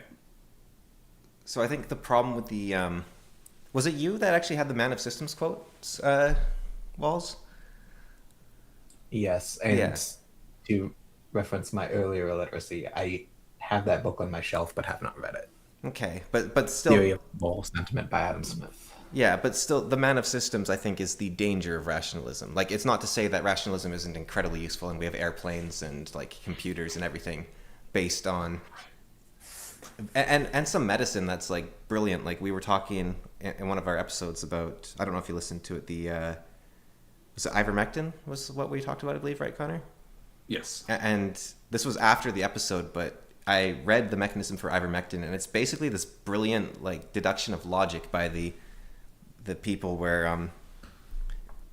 ivermectin causes chlorine to pass through the cells through a specific kind of like lipid cell that nematodes have, but humans don't, except in their spines. But ivermectin can't pass through the blood barrier in humans.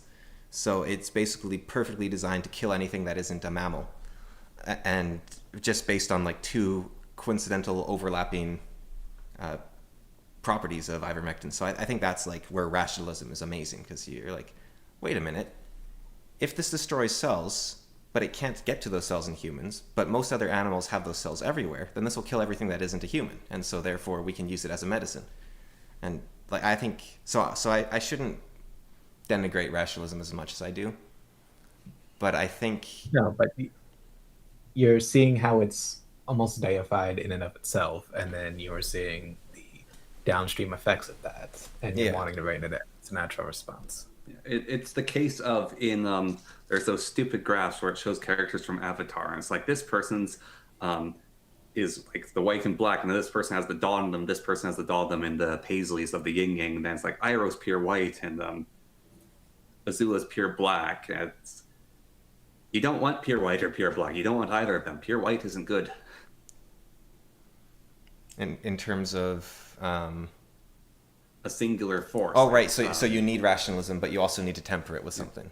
Yeah. Yeah, representing Iroh as pure white isn't actually very kind to him. I see. You were In the you were using Avatar to do like Confucius philosophy. I see. I was trying Yeah. to. Yeah. Okay. It's a meme you see where they misuse the yin yang. Okay. Okay. I see. Yeah. Because what I see from the excesses of rationalism is like with the vaccine situation, you could say rationally, look, the vaccine actually does prevent the spread of COVID, and it is beneficial to people's health when you're looking at COVID. But then you look at other methods of health like exercise or vitamin D, and now I've heard they're more beneficial. Doesn't mean they are. It could be wrong. But the fact that the discussion of that was so shut down because we already had the answer, I think is a very large weakness there. But that's more of a, and so tying it back to I'm not- oh, sorry, yeah, go on. It I think it makes that's part of it, and I might have a different example later, but I think there's also the danger in like motivated reasoning. Yeah. Well, yeah. It wasn't such that we logically arrived at the vaccine was necessarily the best call. It was that there was enough interests for this to be the call, and then the justification, it was back justified using rationality. Yeah, no, I think you're right there. But I think the unassailableness of it, because otherwise you're a vaccine denier or what have you, is the Even a more like weird one was the unassailability of the lab leak hypothesis, which you think would have been the more logical go-to. yeah, and that one I don't know if I'd blame that one on rationalism. That was just kind of weird. Like that was just No, the clearly rationalism that you weren't allowed to doubt the truth. yeah, doubt the science. Yes. I sent you the file that I was talking about the image. Okay. But I think, like, regarding the dangerous books, like Pythagoras and Bacon, like Francis Bacon, might have caused that problem inadvertently by, like, maybe it would have been better if the esoteric priests with their weird rituals with the obfuscating, like, copyright protection were the ones in charge of rationalism, because if you give it to the masses, they can't handle it, and then they can use it to cause these issues. I think that's the thought there, basically. Let's see. So I am still looking through my way through your back catalog. Have you discussed effective altruism at all? No, I don't believe we have. Yeah, so this image here, though, Wait, that's like this is actually a better one of them. But there's some where they have pure white or pure black. feels like this is backwards. This is the wrong image. No, As well. I think Zuko is actually a good guy surrounded by evil, not an evil guy surrounded by good. That's kind of backwards. Yeah. Yeah, but it's not meant to be good and evil, really, is it? It's Yeah, no, that's the wrong image. I did it wrong. Shame Okay. on me. well, that's fine. Anyways, so effective altruism. All I'm hearing is I can fix her. I've kind of wondered about that. Like, these are like 12-year-olds, right? It's I the think- Azula Ray thing in which it was popular when we were kids, so you have opinions on it Oh, okay. So that you're not allowed to have anymore. but you have like your grandfathered in, right? Are you? It's like That's like if you had a crush when you were 10 that your grandfathered in, you can still be attracted to that person, right? Yeah, but the difference is like clearly I have aged. Careful if you want to go The into cartoon politics. character This will has be not. used against you. That's good. If someone comes on our show, they can't become a nasty politician because of they'll have too many implications against them. So we're doing a service Yeah, for they the have world. your seal of approval. Yeah, we'll just pop this up and then they'll never be a politician. Which I don't know where I got that anymore. I didn't make it. So credit to the person that Right. made it, but okay, so effective So altruism. what? Oh, sorry. Yes, effective altruism. What is that? So I am not well versed, but to my understanding, it is a movement, particularly that caught on in Silicon Valley, that attempts to construct a morality rationally, or to maybe not morality rationally, but in terms of charity, they want to use rationality to construct the most effective basis on which to do charity. Does this come from So what's his face? That guy who would debate Jordan Peterson, who's an atheist trying to come up with a moral framework? Sam Harris? Yeah. I don't think it comes from Sam Harris. It does not come from Sam Harris Okay, because originally. it makes me think of his whatever that is. So is this kind of like Superman is using his powers wrong? Like Superman should just be It would be that same, cranking a dynamo or just something? turn the crank. Yeah. You read Saturday morning breakfast cereal. Yes. Ah, that's why you're so well read. I need to get caught up. I'm like so I far behind. I kind of got caught up. Like I And went back like 1,000 or something, and then but like there's a middle bit which I don't want to try to find anymore because so I've probably missed a couple hundred in the middle.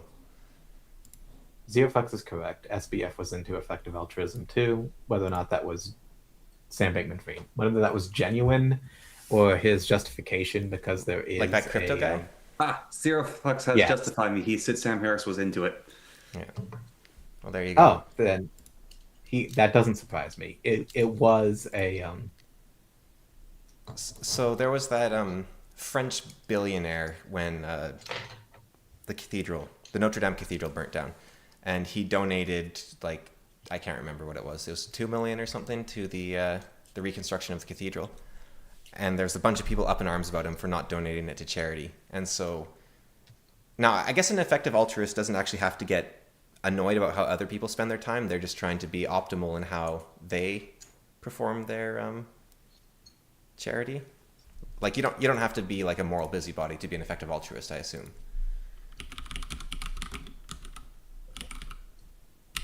I hope. I don't know. Maybe you do. so I brought it up because there are varying levels to this, and I'm not even saying like it's necessarily a bad thing to try and use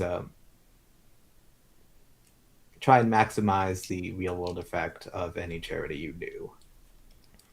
But they think they they can definitely measure do it. take that. They think they can measure it. Like it's one of those where by following this strictly, like helping your local like soup kitchen or church, you would be better spent doing other things like aiding Africa, because like donating to some African charity because your money would go to feed like X amount of more people. Yeah. And you caring about local things is irrational. Google the I have to go to the bathroom. Google the Shrimp Welfare Project. Wait, okay? Oh, whoops! What did I do? I just Apparently, mosquito necks are effective altruism. yeah. Let me know if I just like cut off the stream if you're watching, please, because I just clicked on something and I'm not sure what happened. You might have. Okay. What did he say? It was the I don't know. I am confused. like it says I stopped sharing something. Oh, I think I just stopped sharing with you. Yeah, he stopped sharing with me. Okay. It's still going just fine. Okay. Well, that's all right then. Can you look at the stream or? Yeah, I'm watching the stream. Oh, okay. All right, then I'll just leave it. Okay, cool. Well, I kind of wanted to bring it up, so I'll just write the name in the chat, but So there is a guy who's done charity works for years, and he has said that the only charity that matters and the only effective charity is one you yourself participate in, such as going to a soup kitchen yourself and doling out soup and getting funds for it. Because in all other cases, you do not know if your funds are being abused or not, and thus you can only be certain that your own good is good being done, so other forms of charity are useless. well, I think we also need to bring up, and hopefully we can talk about walls with this too, but the McNamara fallacy, which I keep bringing up because it's basically you believe that the things that you can measure are the things that matter, and so it's my biggest problem with Bjorn. What's his face as well? Longbird as well, is he thinks that he has a better method for protecting the environment than others because he's done the calculations on how effective it would be to make Indians rich versus to have electric cars in the United States, for example, for preventing climate change and also improving human welfare, because he thinks protecting the environment is the wrong starting point. The starting point should be improving the welfare of humans. And so then he measures which policies would long-term benefit humans more. But I don't believe you can actually measure that with statistics. I don't believe that's a calculation you can make. And Well, it's a feedback loop because what was the rule that when a measurement starts becoming a target, it ceases to be a good measurement? yeah, exactly. That also, I think that, well, I don't know if exactly, but also additionally, what supplementively, yes. Yeah. That sounds like hippie doodah nonsense. No, it's actually a huge problem in AI right now, because there's every time they come up with a test to determine if AI is improving, the AI starts optimizing for the test, and then Yes. you can't actually tell if the AI is better or if they've just made it do the test better. So it's a huge problem with overfitting as well. Right. But do you know about McNamara walls? I can just give a quick.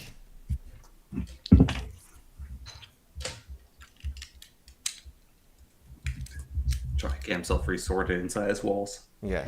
Isn't he the guy that wanted to send retarded people to the front lines? Yes, exactly. Yeah, I guess Americans would know more about him typically. But yeah, he was the guy. I think it was the Vietnam War, where he was basically every measure he was looking at. It was like Americans have better weapons. The more people with better weapons we have on the battlefield, the more times we win. Therefore, we should just send more Americans to Vietnam, and then we'll win more. And so he just eliminated the standards for the army, and then the casualty rate tripled because he wasn't measuring the fact that less effective soldiers with better guns are still less effective soldiers. And yes, we talked about him in Human Resources. Yeah, and also they're less likely. Potentially very effective soldiers for the enemy inadvertently. Yeah. So I think that is another problem with this effective altruism idea, I guess, is like, how do you actually... You can't measure everything that matters for charity. Like, I think an important part of charity can just be connecting yourself with the community even. Yes. And even if you could say, this charity here would do the most good if they gave their money to the people like they say they are, doesn't mean they're going to do it, like you were saying, Connor. And, yes. And also, there's the other fact is, I don't care about these people. Yeah, well, that is another thing. Like, you could also be stopping like 1 million like serial killers from starving. Like, if they're not your community members, you are personally doing your best to raise in a positive manner. Like I'm a coach, right? Is it more effective for me to take some time off work to work at a charity, or to work with 20 kids a day and improve their lives? Like, which one improves the world more? And it's like, I don't think it's there is some duty out there, which is the thing that gives your life meaning and brings you yourself closer to what you view as heaven. Like, it's basically pursuing your passion and the thing you love. But I think burning yourself to keep others warm and like, well, I have to optimize this charity even though it makes me miserable. It's I don't think you're actually making the world a better place. I think you're just bringing everyone down for the most part, at least. I, I I don't want to denigrate the notion of self-sacrifice to an end goal entirely, but I think it also ignores the effect. It ignores the human element of like how the notion of charity and the act of charity betters the giver. So the When they rule can of see, thumb I've heard for self-sacrifice is you're only allowed to sacrifice yourself if you're not afraid of the consequences of not sacrificing yourself. So you have to do it purely because you wish for the benefit to come about, but not because you're afraid that you'll be called a bad person or someone will be upset with you or, on and on and on. That's kind of the rough rule of thumb for self-sacrifice.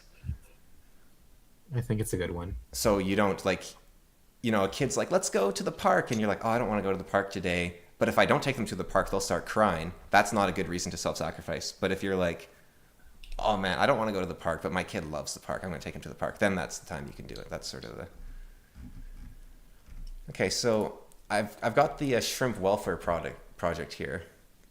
And I just want to comment on Zerofuck's comment here, which is effective altruism says you should try to improve because that way you can make more money and buy more mosquito nets. Which that is also the justification for a lot of like Sam Bankman-Fried's like hyperscaling, right? Which is possible, so you can give it all away.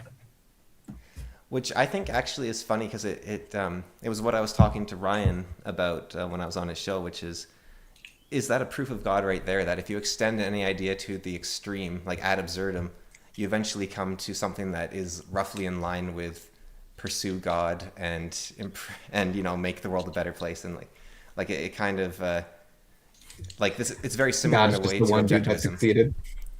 Sorry, what was that? God is just the one dude that succeeded.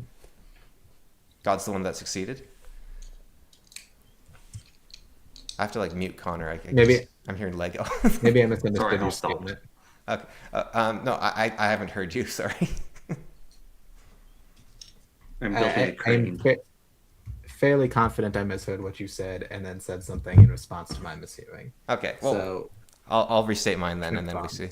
But basically, when I was on Ryan Mulali's show, I was saying is the fact that any ideology taken to the extreme ends up in roughly the same spot proof that there is an objective morality dictated by God.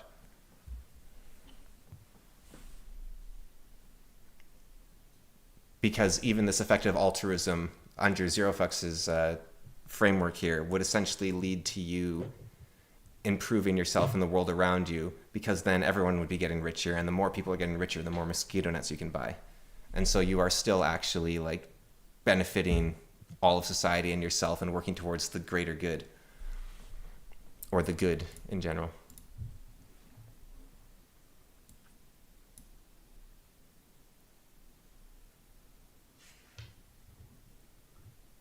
Like you would think that if you take an idea to an absurd, you'd end up in totally different realms of morality, but they all seem to converge on like the Jordan Peterson sort of pursue those things that are important to you that make you strong, and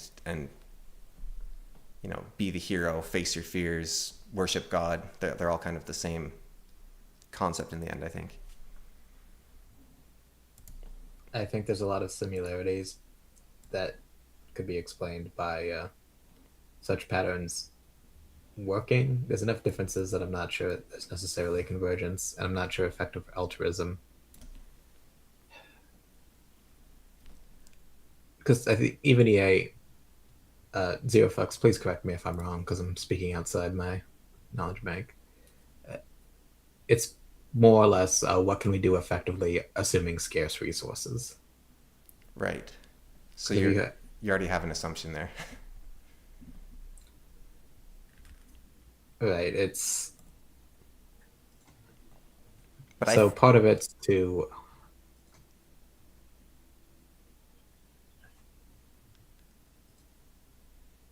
ZFX is right. McNamara fallacy and mosquito nets, but the Shrimp Welfare Project was one of those because they're spending hundreds of millions of dollars on reducing the suffering of shrimp because there is a lot of shrimp, Yeah, I'm sheer just volume, and they feel pain. So the maximum reduction in harm of shrimp should be privileged because there's more of them and the amount of pain they feel is therefore greater than any really than mosquito nets or any human improvement you can have. so if you give them $1, they can help 1,400 shrimp per year. And Yeah, but they're shrimp. they have saved 5.5 billion shrimp so far. They're shrimp. What does it mean to save a shrimp? It's nonsense. It isn't money laundering or stupidity or a form of nihilism. The shrimp feel pain, and I think this is a machine to painlessly kill the shrimp. Okay. Well, I mean, So they were That's going even to more. fund, That's, fund, fund these machines to give to the shrimp farmers so they can painlessly kill the shrimp. The shrimp farmers haven't bought them because who the fuck cares? It's shrimp. there was an interesting thought experiment when I was taking an environmentalism course, which was, is it moral to kill animals so that you can eat? And the answer the author assumed was yes. Like, you need to eat, you need sustenance, it's moral. And then the question was, let's say you develop a way to create an artificial meat which is as healthy or healthier than real meat and has like no drawbacks, no side effects or anything like that, not even getting that into that discussion. So the technology allows you to avoid the suffering of the animals. Then would it be ethical to keep killing the animals for food, or would you just use the artificial stuff? And again, the answer is obviously you'd use the artificial stuff. well, so here's the thing: is that device? Let's say we had that meat that is better in every single way. It also gives you six-pack abs and angel wings. Yeah, Cows would cease to exist. right. But continuing on, then I don't think, I don't know. I don't know if cows would cease to exist. Like, No, they would. There'd be no point to have cows. I would This agree. thing's better in every way. the cows aren't only there for their meat though. Like, people have pet cows, and there's cow wool, and there's just having cows in nature. Like, the auroch is No, one but it of, would be pretty close to a genocide of cattle.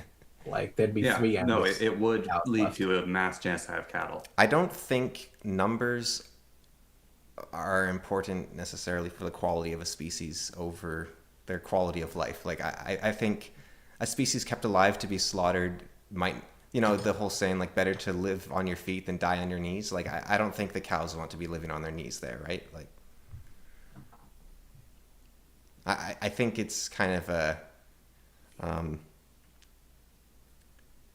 it's a way to make ourselves feel better about something we're slightly uncomfortable about, which is the killing of cows. But I think that the cows would be better off in the wild or as pets than as a mass slaughtered unit of creatures. But and I'll happy to take disagreements with that. But My point isn't about the suffering or unsuffering cow or what state of existence they're in. I'm saying that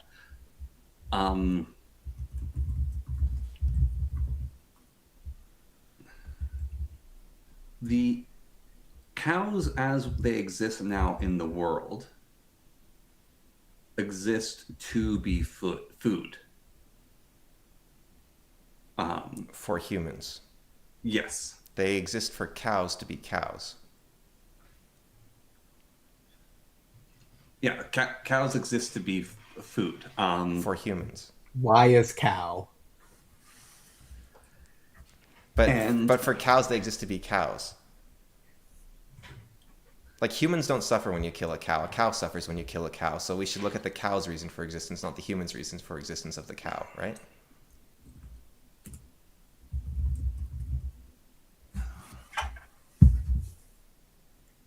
That assumes the cows have a reason for their own existence. Yeah, but we don't have to keep killing cows to keep cows alive as like a sort of virtuous act or something.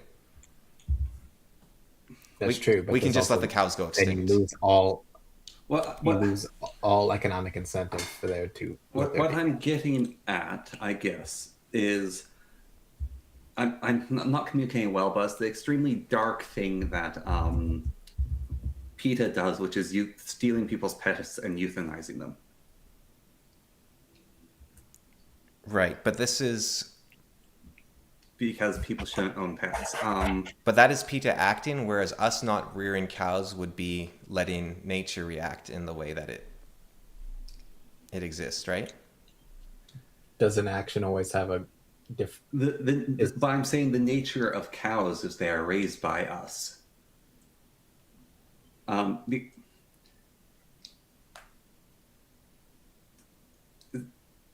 In the Bible, Adam and Eve were given domain over the world and all the creatures over it as their stewards.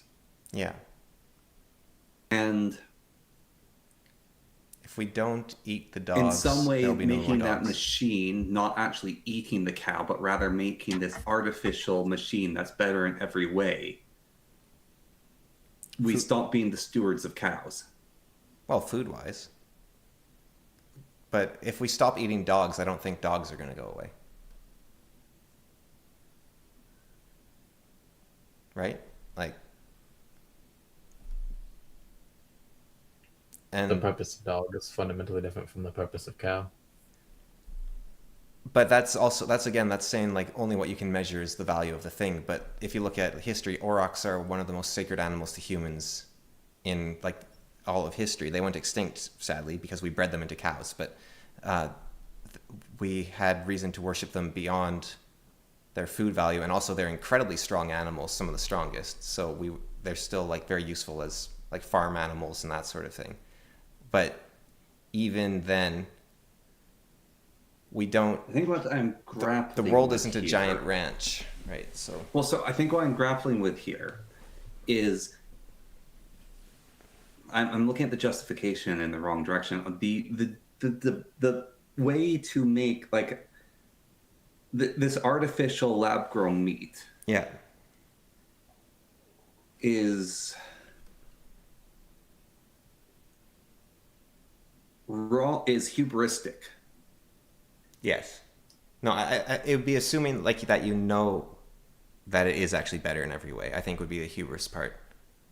Yeah, But that's actually it's actually still just one of the axioms of the argument, which I haven't gotten to yet.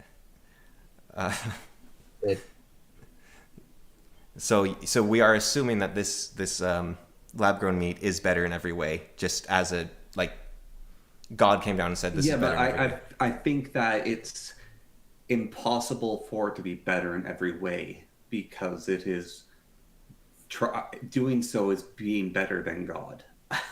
No, but if I'm playing within the rules of the thought experiment and then like accepting the axiom, then yes, yeah, there'd be no reason. Yeah, but the thought experiment might be impossible. but it's like if all cars were red, right? If you looked outside, all the cars would be red.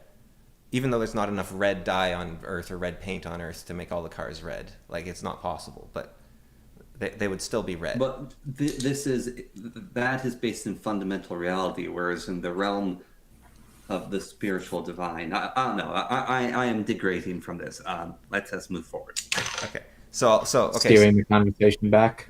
Okay, but it is interesting, like, you guys were both more on board with, like, something's wrong with the cows. Well, I don't know if it was actually the cows not existing. It was just something about the meat might degrade something about cows, right? It's not necessarily the cows not existing, and you're not sure what it is, but there's something hubristic there. Yeah, it might be.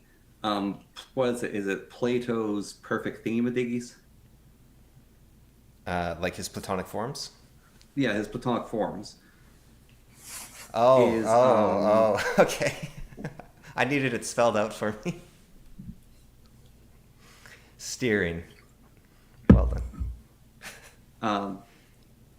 But the Platonic forms is a cow's Platonic form might be to be eaten by humans. Right. But, like, have you ever seen, like, a pet cow? They're very cute animals.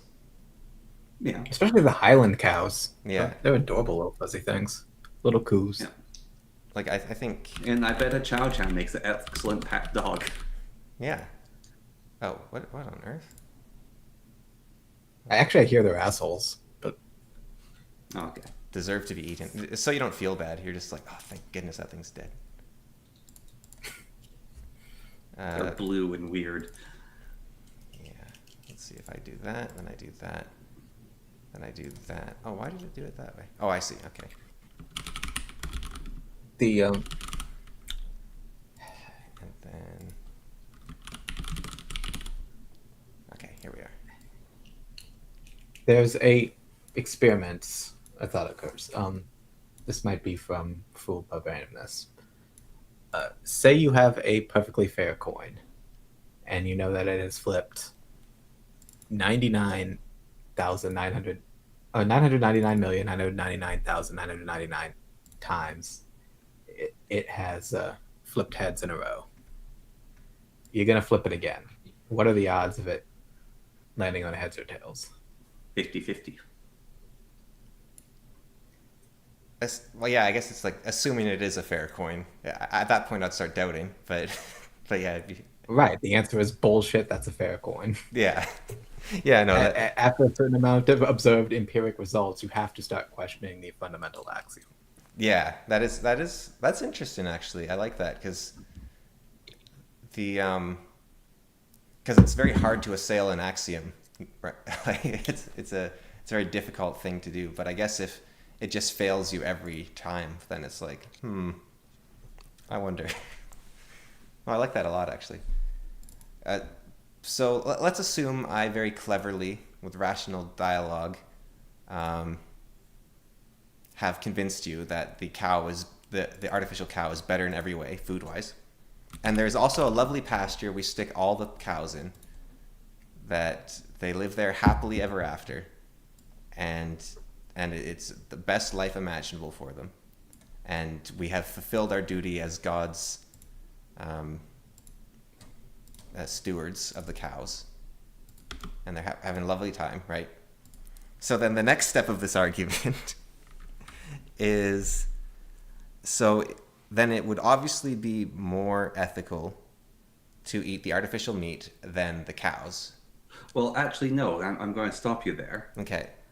Because biological creatures, especially animals, cows, mammals in general, desire to procreate and have offspring. Yeah. We cannot justify keeping all those cows alive to do that, so we are denying them the purpose breeding, even though that is something that they biologically want to fill, and perhaps spiritually as cows. So in this perfect system, do we have infinite resources also to support the cows? Actually, hang on a second. Because this isn't even a good allocation of resources. Do you know how many shrimp you could save with that? What is the most populous Utterly country ridiculous. on Earth? What is the most populous country on Earth? India? What do they worship? Cows? So what? So you're telling me cows are only good if they're eaten on a ranch? How many cows are there in India? I think if all the cows lived in India, they'd be having a great time. I don't know. They'd be in India. Like on average, like the average person's cow experience is actually worshiping a cow, not eating a cow. No. Well, average by ethnicity. No, I think a lot more people eat cows than worship cows. Well, if you like, okay, no, that's not by ethnicity. How would you make the measure? Anyways, if you tweak the numbers, I'm right. So, so The moving average on. person's cow experience would be something like 1/7 worship, Yeah, 8/7. I've got homework for you 1/7 guys. worship, 6/7. No, I'm saying I'm still rejecting your thought experiment because I have a problem with it. I have homework for you guys. There's a movie. I think it's a free movie on YouTube. It's called Earthlings. And you can watch that, and then you will never want to eat meat again. I had a philosophy teacher who made us watch it, and I had meat afterwards, so checkmate. Well, then you're a monster. and you are not getting the Hitler seal of approval. All right, good. Yeah, see? We can't eat the artificial meat because that would bring us closer to Hitler. Okay, what if a cow suffered every time you ate the artificial meat anyways? No, wait, that actually ruins the rest of the argument, though. How many burgers can I get? Why do you want the cows to die? I don't want the cows to die. That's my whole thing. You do Your want them artificial to meat die. is killing the cows. That's a ridiculous argument. It's like the most backwards, like, ridiculous argument ever. It's like, actually, I have It's to also- keep dumping oil into the river, otherwise, what will the fish drink? Like, it's crazy. The cows exist. All right, here. We are the stewards of cows. Rivers Cows in their exist to first- transfer liquid. If I'm not pouring Look, oil look, into look, rivers, look, what's the shut point up, of the shut up, oil shut up, shut up, shut up, of shut the up. rivers? We are the stewards of cows. Okay? Cows cannot exist without us. See, I disagree with that. Like, isn't there even a No. project in Europe to have wild cows? Like, there's a wild cow initiative in Europe. Yeah, there's also a wild wolf initiative, and that's also stupid. But it's, they can live on their own. They're Seems like that would those are mutually antagonistic. they're like one of the strongest land mammals there is. They're massive. Do you want a cow in your backyard eating your begonias? I mean, like moose are basically the cows of the forest, and I mean, it's annoying, but it's Yeah, no one wants a moose in their backyard eating the begonias. But we've had it, and it's kind of cool. Yeah, it's also irritating. Like, And they'll bite your sister. we don't need. Well, I mean, And there are far, far more cows than there are moose. wait, is the sister annoying or is she a cow? The sister's a Monty Python reference. Oh, okay. It's been a while. But my point being that I disagree with we are the stewards of cows. I think cows would have a lot of problems without us, or they'd cause a huge amount of problems. And so we have to eat them so that we feel obligated to take care of them. Yes. That's messed up. Or we'd only have dairy cows left. Yeah, dairy's great. Don't you like cheese? Yeah, to get a dairy cow, you have to steal the young from the cow so the cow continually produces milk while smelling the pheromones of its young. Yeah, no, there's a lot of messed up. Like this is why you have the artificial meat and the artificial cheese. We'll make it cheese as well. All right. Yeah, but I'm just there is Okay. Okay. Forget the artificial meat. It's artificial cheese. You happy now? no, I'm not. No, But I'm less happy. the cows. Why do you care so much about the cows that are useless? Because if they're not. useless, They can be then they levered. have no purpose. Thus, they all die. And why is it bad if they die? 99% of them die, and their species only exists within the confines of being pets. Oh, and so it's much better to exist within the confines of being slaughtered. No, but Millions of beings I- will cease to exist and will never be again, and there'll be whole species of Okay, how things that about forget the die cows? out We on a do, whim if there's no economic incentive to keep them alive. There's a lot at stake.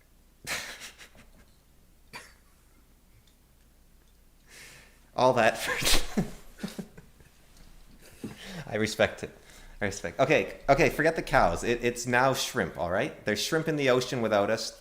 Okay, but we come up with artificial shrimp. All right. then what would we do with all our shrimp zappers? What's a shrimp sapper? Zapper, the Oh. things used to painlessly. Oh, kill so now shrimp. we need to keep killing shrimp to justify our stewardship of the shrimp zapper. Yes. This is just like you have a conclusion you want, which is that we should kill cows, and then you're just doing anything you can to work towards it. No, I don't have the conclusion. You I just want hate to- cows. No, my problem is your thought experiment has a big issue of what happens to all the cows. I What don't happens to care the what existence happens of to the cow- cows. They'll go to cow Okay. heaven. Why don't they go So to? you want mass cow genocide? Okay. That's what's happening right now. No, because we Okay, get if more all of them. if all dead cows go to cow heaven, then we should continue the manufacturing and breeding process of meat cows so we can maximize the amount of bovine souls in heaven. Is okay. Yes. There. Thank you. I think it is better to be I'm allowed to confused. I die don't out even know my own naturally. point anymore. I think it is better to be allowed to die out naturally than to be kept alive. Like, imagine humans are dying out. So some aliens come to Earth and they grab 1,000 humans and they just start breeding and killing and inseminating and milking and breeding humans just constantly. It would sell like hotcakes in women's fiction. But also, I don't think that's better. Yeah. The only thing that makes that better is the chance of overthrowing the aliens and escaping. But if you can do that, then you have also shown that you can succeed without the aliens. And so either the cows can succeed without humans, or it's better to die and just be gone. That assumes a cow's nature is equivalent to that of a human's. But so does the assumption that you need to keep the cows alive with your stewardship. Maybe the cows want to die.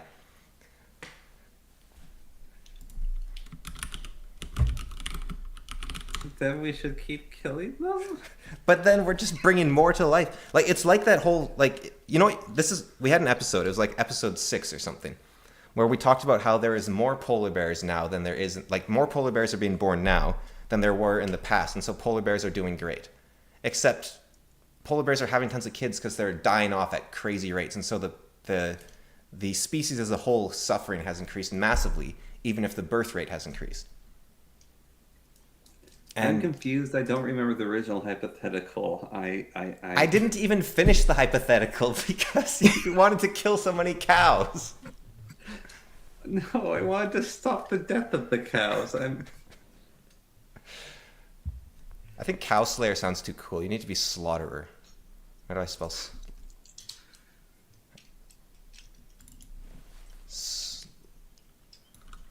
All right. All right. So what is your hypothetical? Okay, so we'll do it with shrimp. Imagining Connor in the Doomslayer outfit just going through a farm. Just taking out the cows. Let Okay, so it's shrimp now. Let's do it. No, we're going to do it with cows. No, because you know Scott No, Adams. we're doing it with cows. You know what Scott Adams said? He said never use a metaphor because everyone will argue the metaphor instead of the argument. Yes, we're doing it with cows. Proceed. No, because you're just going to argue that there's not enough cows dying in my scenario. No, I'm not. I'm not you. I am the master of my own fate and destiny. All right. So. It's a horny discussion topic.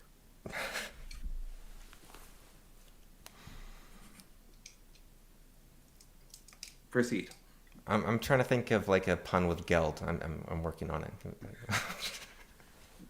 All right. Anyways. Oh, jeez. I like twisted my shoulder in anger. That's your own fault. Proceed. It hurts. Okay.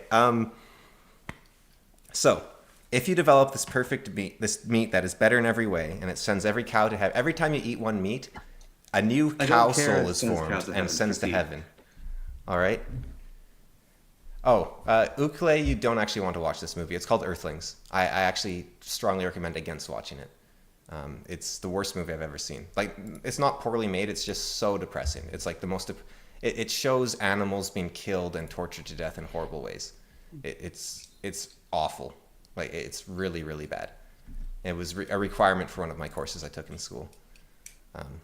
I hated it. Like, they show like a pig getting shot in the head with a nail gun multiple times and not dying, and like a dog getting stuck in a trash compactor and getting crushed, and like awful, awful stuff. That's why you need efficient processes to kill them. Or you can use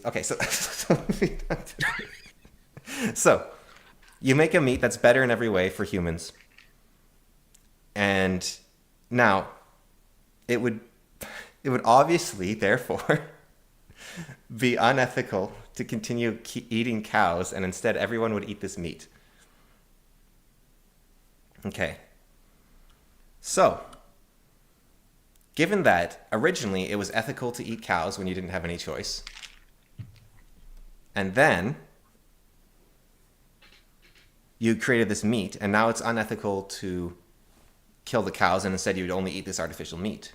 Was it ever ethical in the first place to have eaten the cows? Understand my holdup as I was rejecting your hypothetical.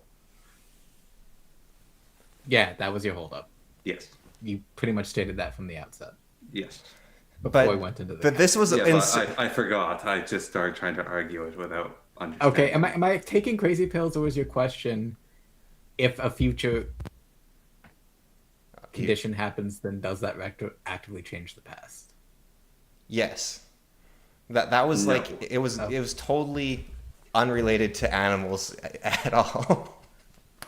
It was just talking about, does morality change if the situation changes, or is morality always consistent and therefore it was never ethical to kill the animal in the first place? I think it was never unethical to kill the cow. It's always ethical to kill cows. Yeah, that's why I wanted to change it to shrimp, because you're like you're a cow hater. You're like No, cow Hitler.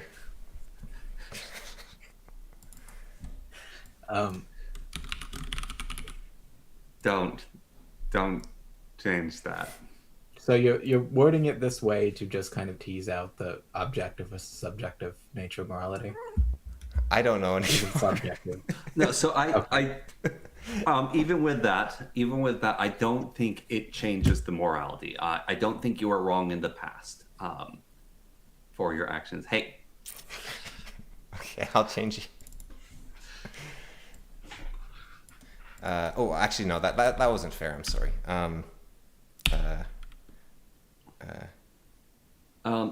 yeah. So I don't think that if we had this thing, it would change things. People in the past weren't wrong for eating cows because we didn't have it then. Right, but the idea is that if you can hypothetically imagine that will be the future, should we stop eating them now, even though we don't have that technology? No. And two reasons for that. One is we don't have the technology, so we have to work with what we got now. And the other is it was never wrong to kill cows in the first place. So if you're And it was never wrong to kill cows because we are given stewardship over them and they were of us to eat. As all things in nature eat each other in one way or another, there is nothing wrong with eating something. So whenever I hear the song Valhalla Calling Me, right, I get this feeling like I just want to go and raid like a town and like slaughter monks and peasants. Like I think it's part of our Norse heritage a little bit. I think you're just messed up. But I like get like excited. I'm ready to go. And would that therefore be okay because monks were put on earth for me to slaughter? No, because Because it's Frankish knights were there to stop you. but it certainly feels like it, right? Like you get this feeling of like it's not even animus, right? It's just like this is just what you do. It feels right. Like you're just out there with the boys, bonding, going to Valhalla. Like you stop worrying about death and you just start worrying about glory. And it's not like a selfish glory. It's just like I want to bring glory to the no, world. this is wrong because my morality says it's wrong. Is mathematics created or discovered? Yes. Created. I'm going to say created, I think. Because you could have... Yeah, mathematics are observation of a way to explain the universe. If it's But alien race could have a observed, completely then it's different discovered form and of not created. mathematics, which could explain the universe, I think. Well, the only thing that makes... we could have the because we're essentially describing the relation of, as in the geometric sense, because we're describing the relation of how shapes and lines work. Yeah. And so if we're describing it, then it's discovered. If it's if there's like specific rule sets or axioms, you could argue are chosen and therefore it's created, but it's also discovered. No, I'm going to say We're choosing the that axiom. it is creative because we could be wrong. Well, I don't think Well- we can be wrong with math exactly.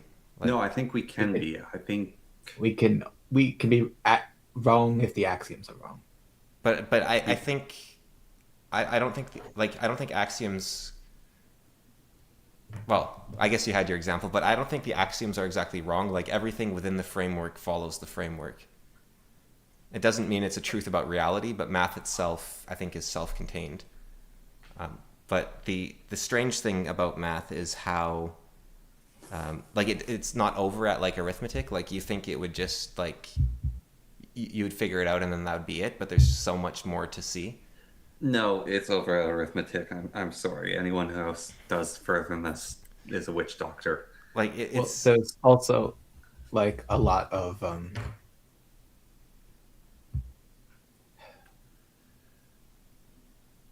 math is put into practice. Like I want to say the Pythagorean theorem was used prior to Pythagoras as a practical method of chopping up land.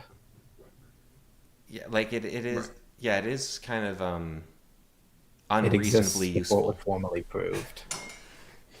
Yeah. So in some sense it's discovered, some sense it's then codified. Yeah. Some things are like rationally deduced, and others are just Hail Marys that are then back justified later. Yeah, that's why I said yes to the answer. It's the chickens in the egg. Was I think morality, a lot of different moral systems kind of serve the same purpose in that you take certain axiomatic truths and then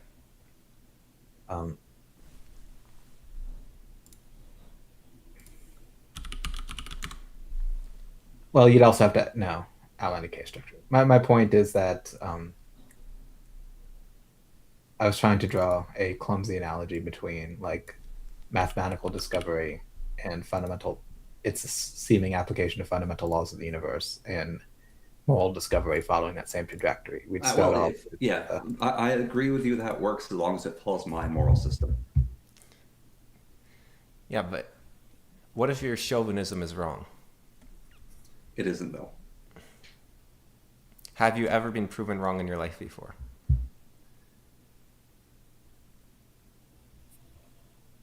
Or are you omniscient like God and therefore a sinner under your own moral system?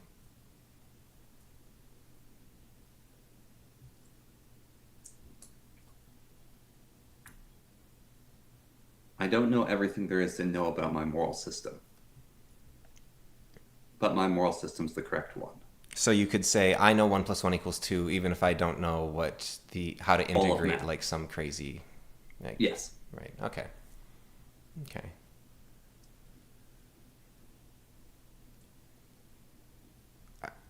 Yeah.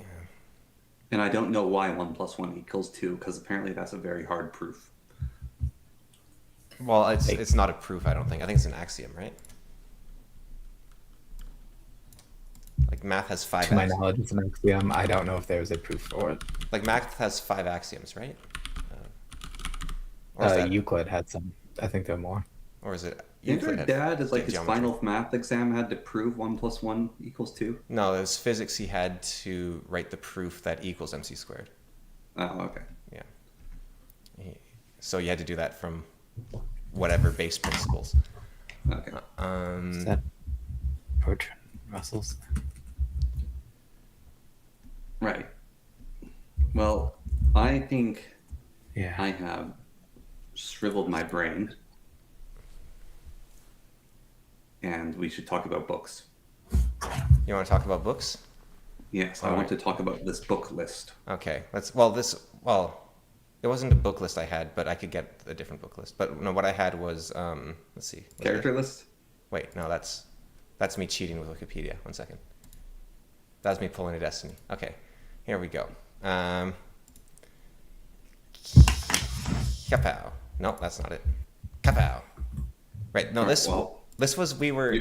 this was the list I thought would be good for the whole like who would be better than Dumbledore in Harry Potter. But I don't actually know if the wall who lives in Stugwall's man is a reader of fantasy or not.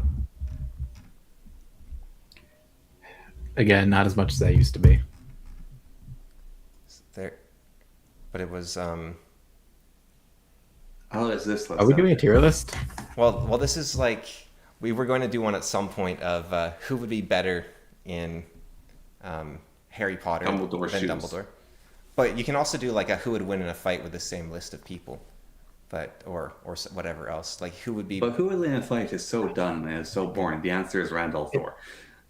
in this list? Maybe I don't know. It's also just doesn't benefit from like the crazy power scaling. Yeah, it gets a little. Well, I think it's. Well, yeah, I guess Rand is kind of the answer, but it could also be like, who would have done the best in The Hobbit if he had replaced Thorin Oakenshield or something. I don't know. You can do whatever you want with these lists.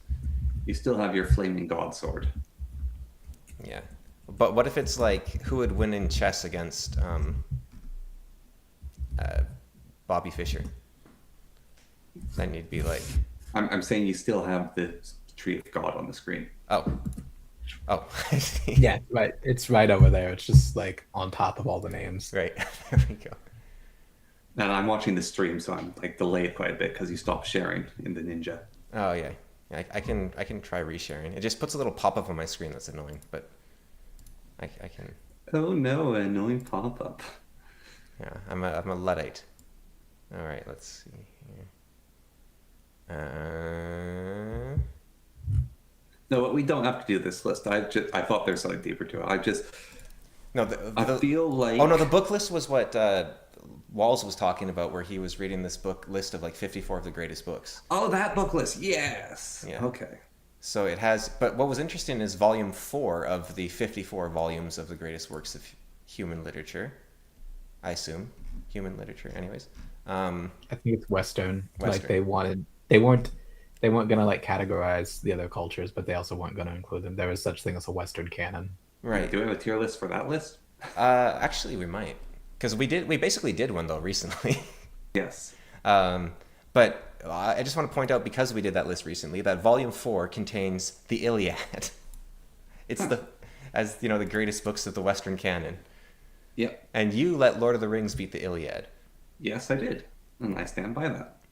Now, the Alexander the Great's empire and the Roman Empire were basically founded on the Iliad. What empire has been founded on Lord of the Rings? Well, I mean, how much Gondor. time has The Nunn Lord of the Minority. Rings had to get his work done, eh? Like, the Iliad's had hundreds of years. Lord of the Rings has not even had 100 yet. That's a good point. So you can be the first, I guess. Yeah. So have you been reading your way through these books, or just reading about them more? I have been reading how to read a book. Right. And And then you'll get into I've read some of them. So it's the works of Yeah, Homer. can we bring up the list of the 42 books of super supremacy? 54. Yeah. 54. Okay. Sort of. The Uber books. It's weirdly organized on Wikipedia. But let's see here. Okay. The So blonde-haired, blue-eyed books of the West.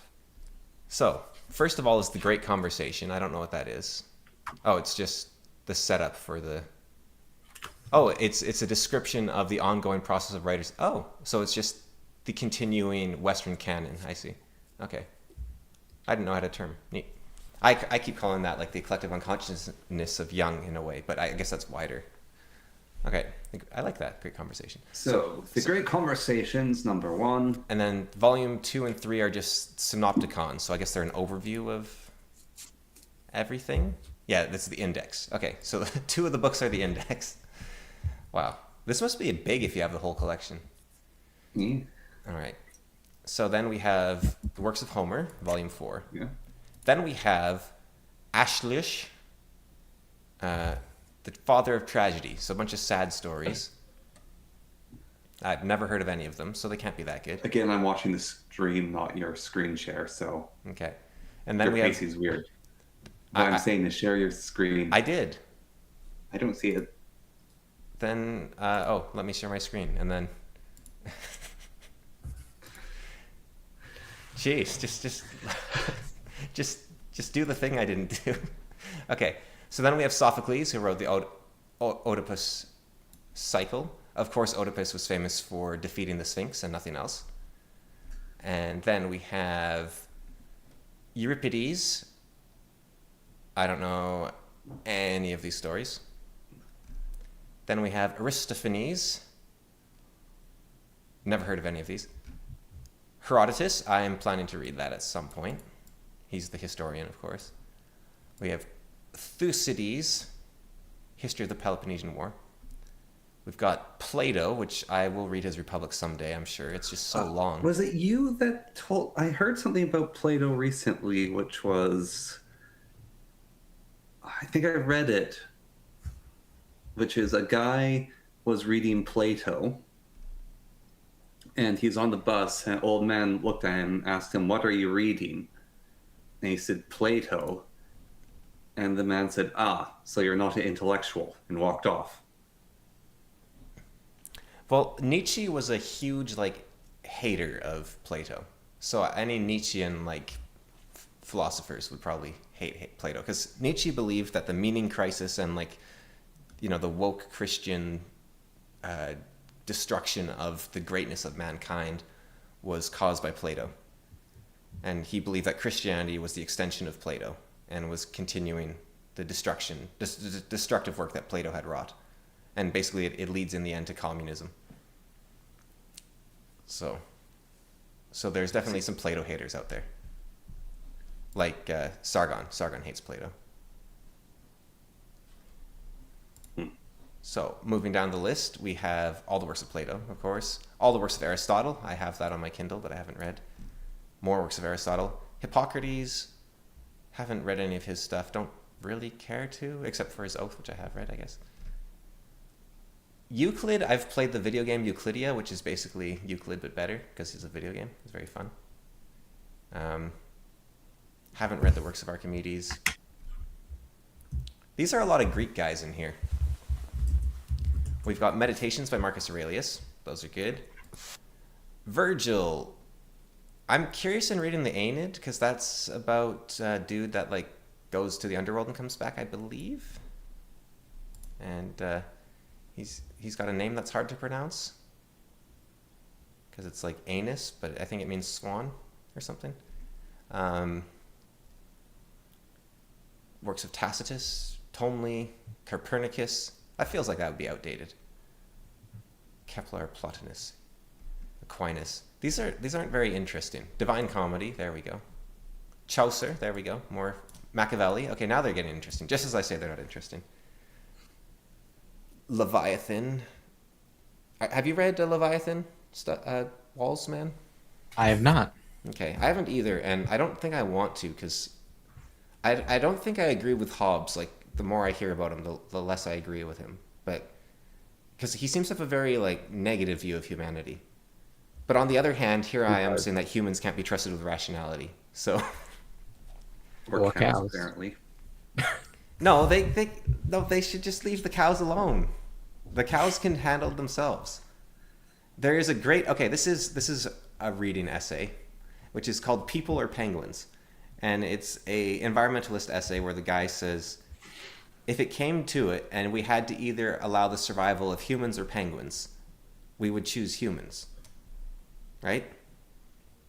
Yes. And so therefore, all environmental movements should be done in the name of improving the human condition, not in this nebulous idea of protecting the world. And I'm kind of on board with that. Now, I guess you could say part of the human condition being protected is us fulfilling our duties to God, but I think we could fulfill our duties to God by leaving the cows alone. I think that's where I disagree with you. Is that we can I think we can be stewards of the cows by leaving them alone, rather than by slaughtering them en masse. We also live on the world. If there's no unsuitable world left to live on, then humans are in a pretty bad state. Well, that was the point of the Peoples or Penguins. Was you just do like if putting a bunch of pollution into the water makes humans live better, but it kills a fish, who cares? But if killing the fish kills humans, then you should probably care. That was sort of, and he pointed out he chose penguins because he's like they're a very likable, cute animal, but they basically have no benefit to humans, and they could probably all die and we'd be fine. Now he could be wrong, but that was sort of his point, was that the charismatic macrofauna might be less useful than like mosquitoes, for instance, to go with No, we gotta put them in nets. put all the penguins in nets. And then we have to kill all the shrimp with lightning bolts. So then a bunch of Shakespeare in here, Gilbert, Cervantes, Bacon. See, Bacon is the guy, I think like Bacon and... So actually this ties back, you were saying how, you're talking about Pythagoras before his theorem. He didn't actually invent Pythagorean theorem. He learned it from the East, and then he taught it to others. It used to be secret knowledge. So Pythagoras' big thing was he joined a bunch of secret cults, and then he swore an oath that if anyone ever saw him teaching, he would be killed, because he wasn't allowed to reveal the secrets of these mysteries, they were called, which is like means the veil or the mist. And Yeah, a lot of like didn't you also think like odd numbers are evil or something?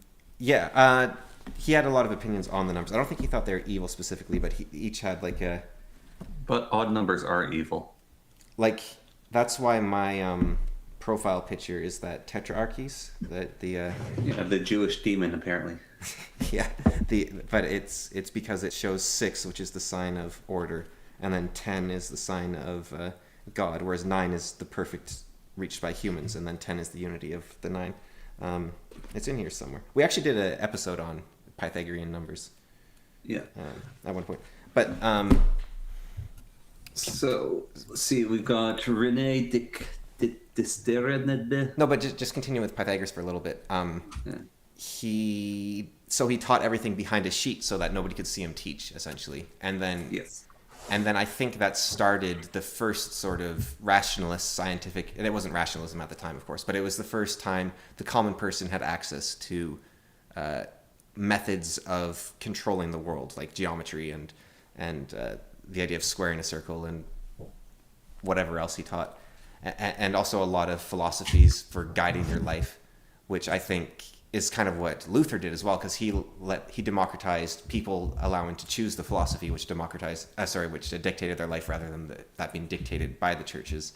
And Bacon did that in the realm of science, basically, where he basically invented science, as far as I understand it.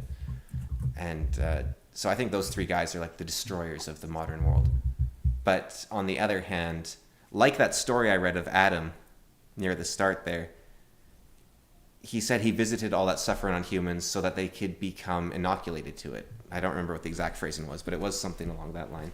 And so maybe it was necessary in the sort of Jesus and the Grand Inquisitor fashion to go through the darkness so that we can become worthy of it and then set it aside.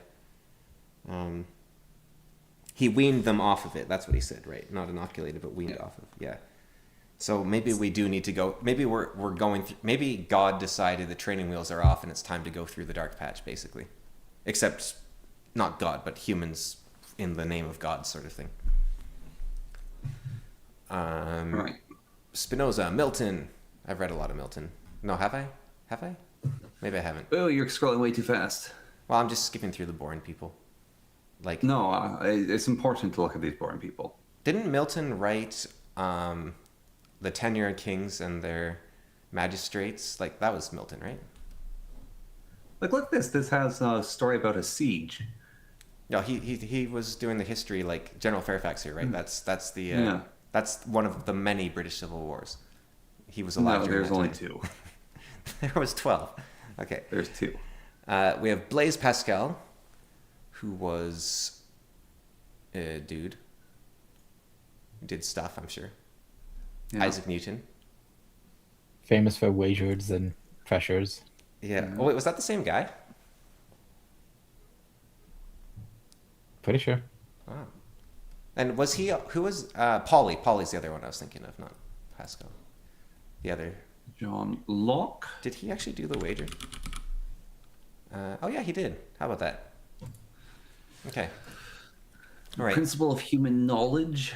The divine home. I actually have read a bit of Locke. I thought he was okay.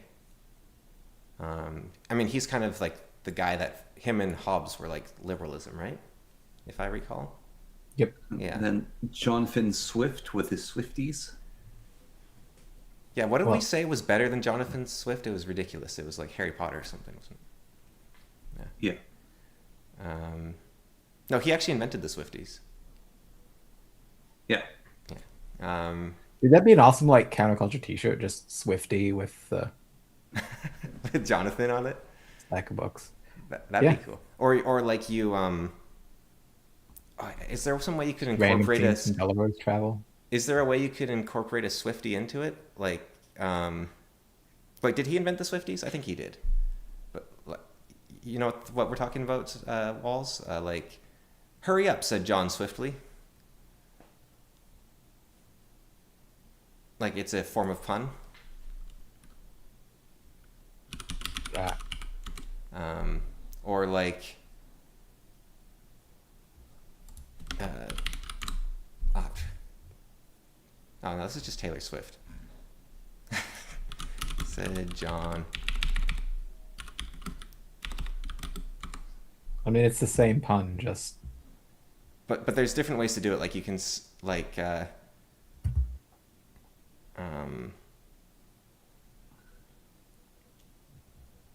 there's clever ways to do it that aren't that lame.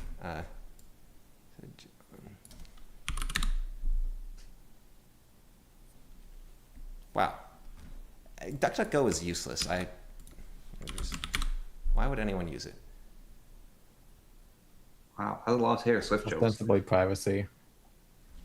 Yeah, there's that. Like you have to be signed into Google now. It seems like to use it. It's kind of annoying. I think you can type in like .google, like exclamation point Google ahead of time.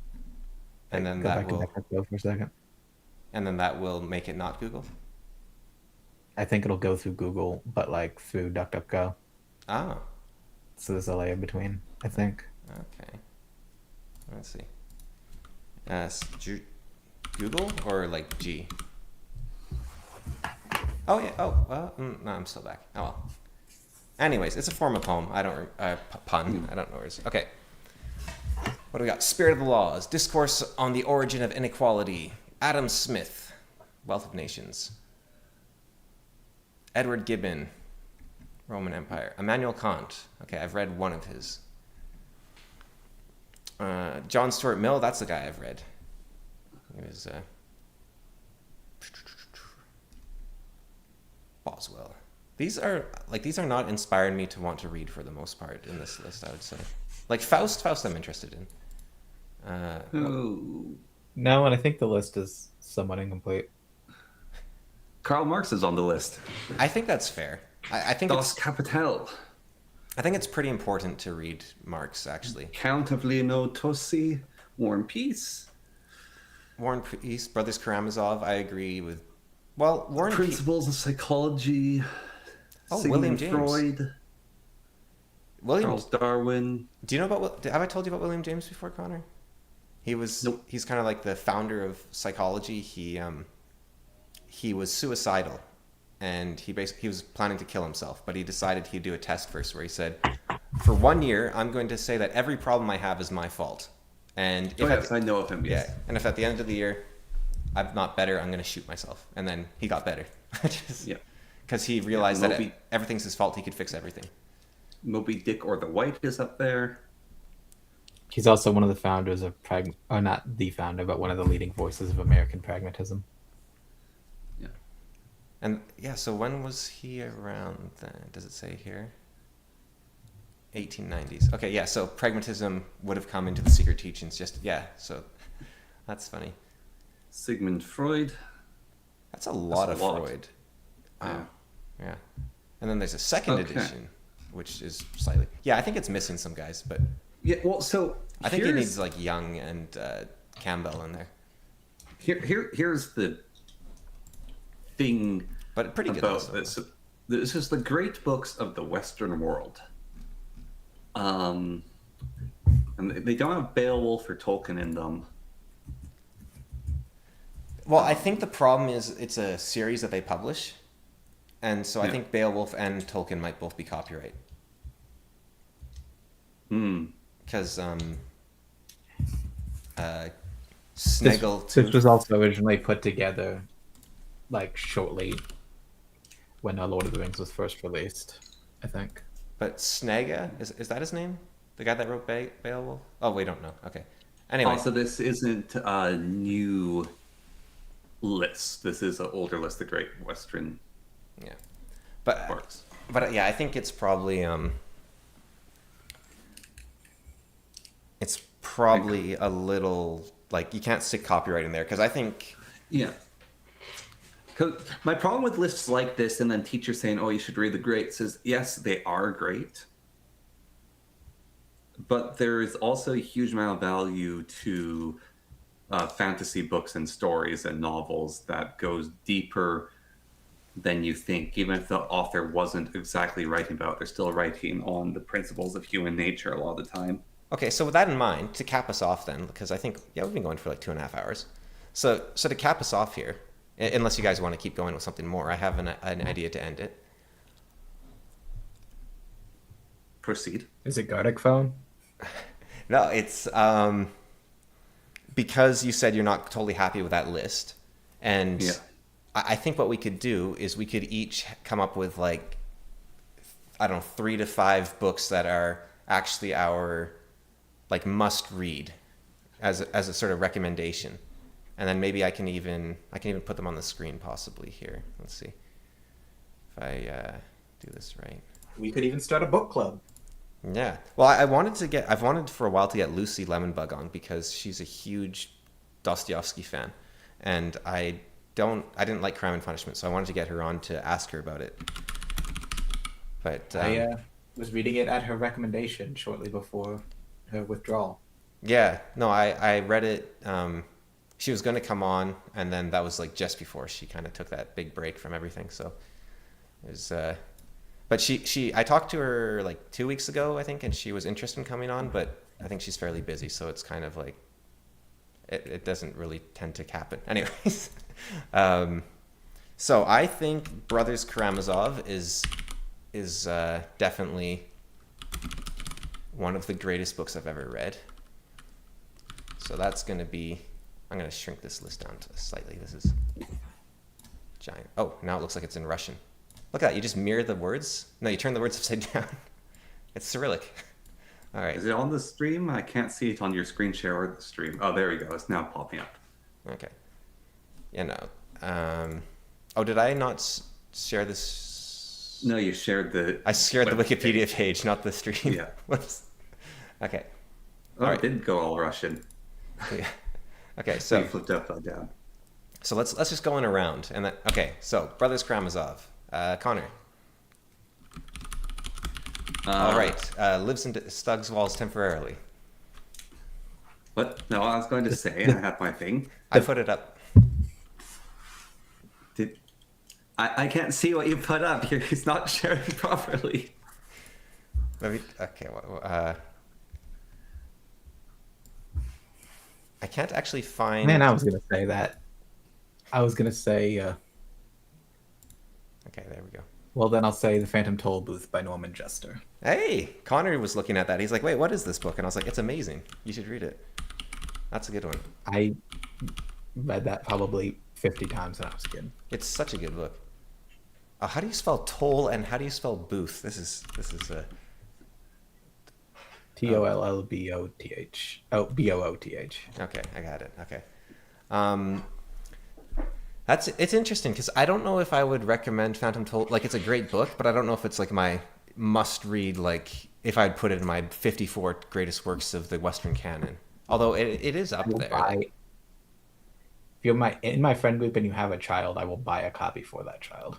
And I guess, like, I read it when I was like 10. I bet there's more depth to it because there is some weird moments, like the guy whose job is to move the pile of sand with like a toothpick, right?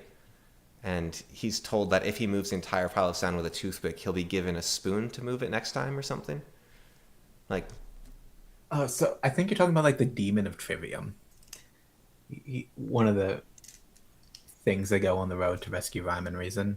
yeah. And I think each of those are just fairly good analogs of like a real life problem that you will face throughout your life as an adult, and that's where you have this faceless being that looks very well nice that will teach you to contentedly keep doing the same menial task over and over again with some sense of contentment until you die and have accomplished nothing.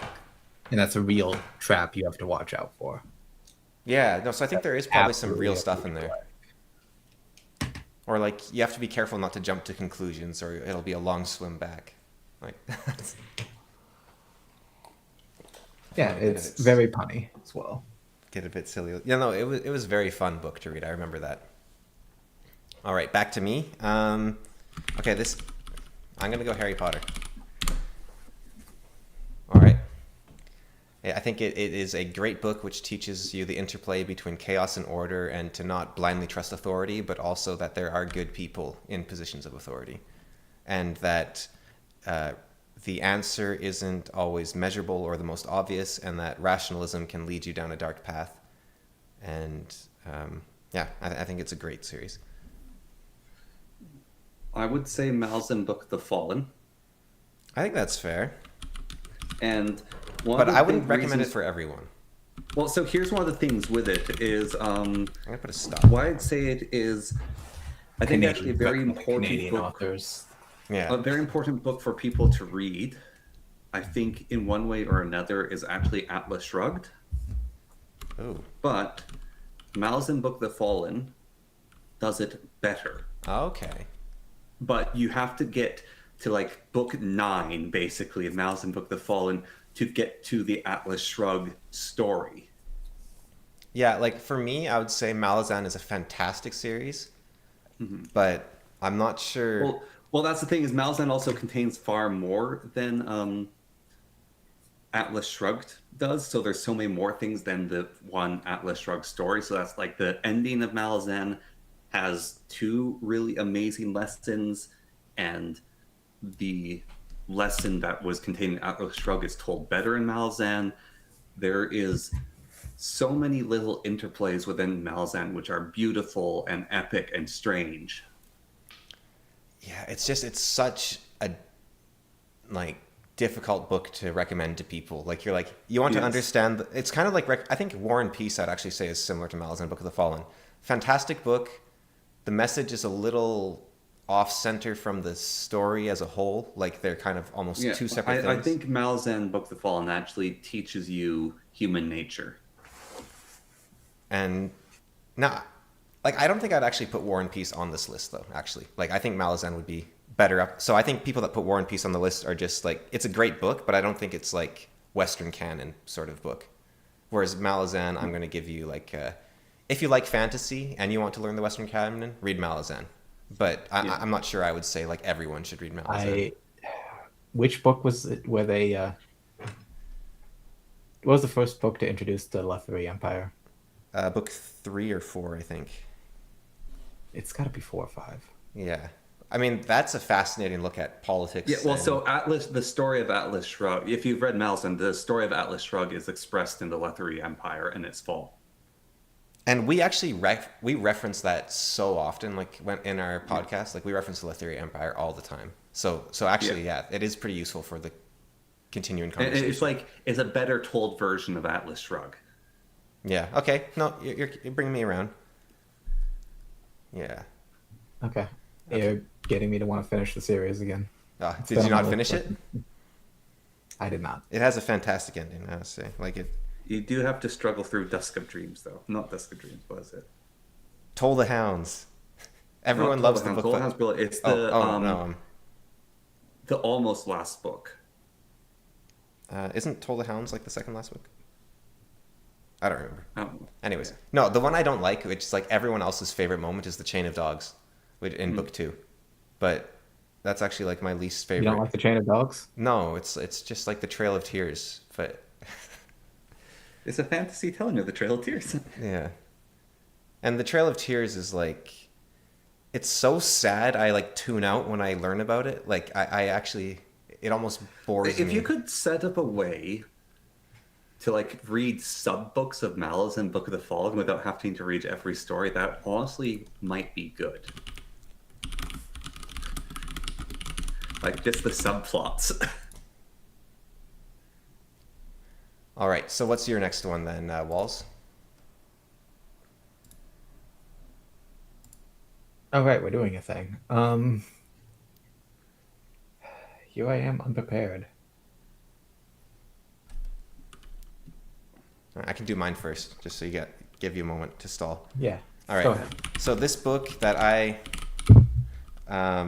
was read from today, The Secret Teachings of All Ages, I think it is one of the two books. For some reason, ages is in all caps in the title, so whatever. Okay.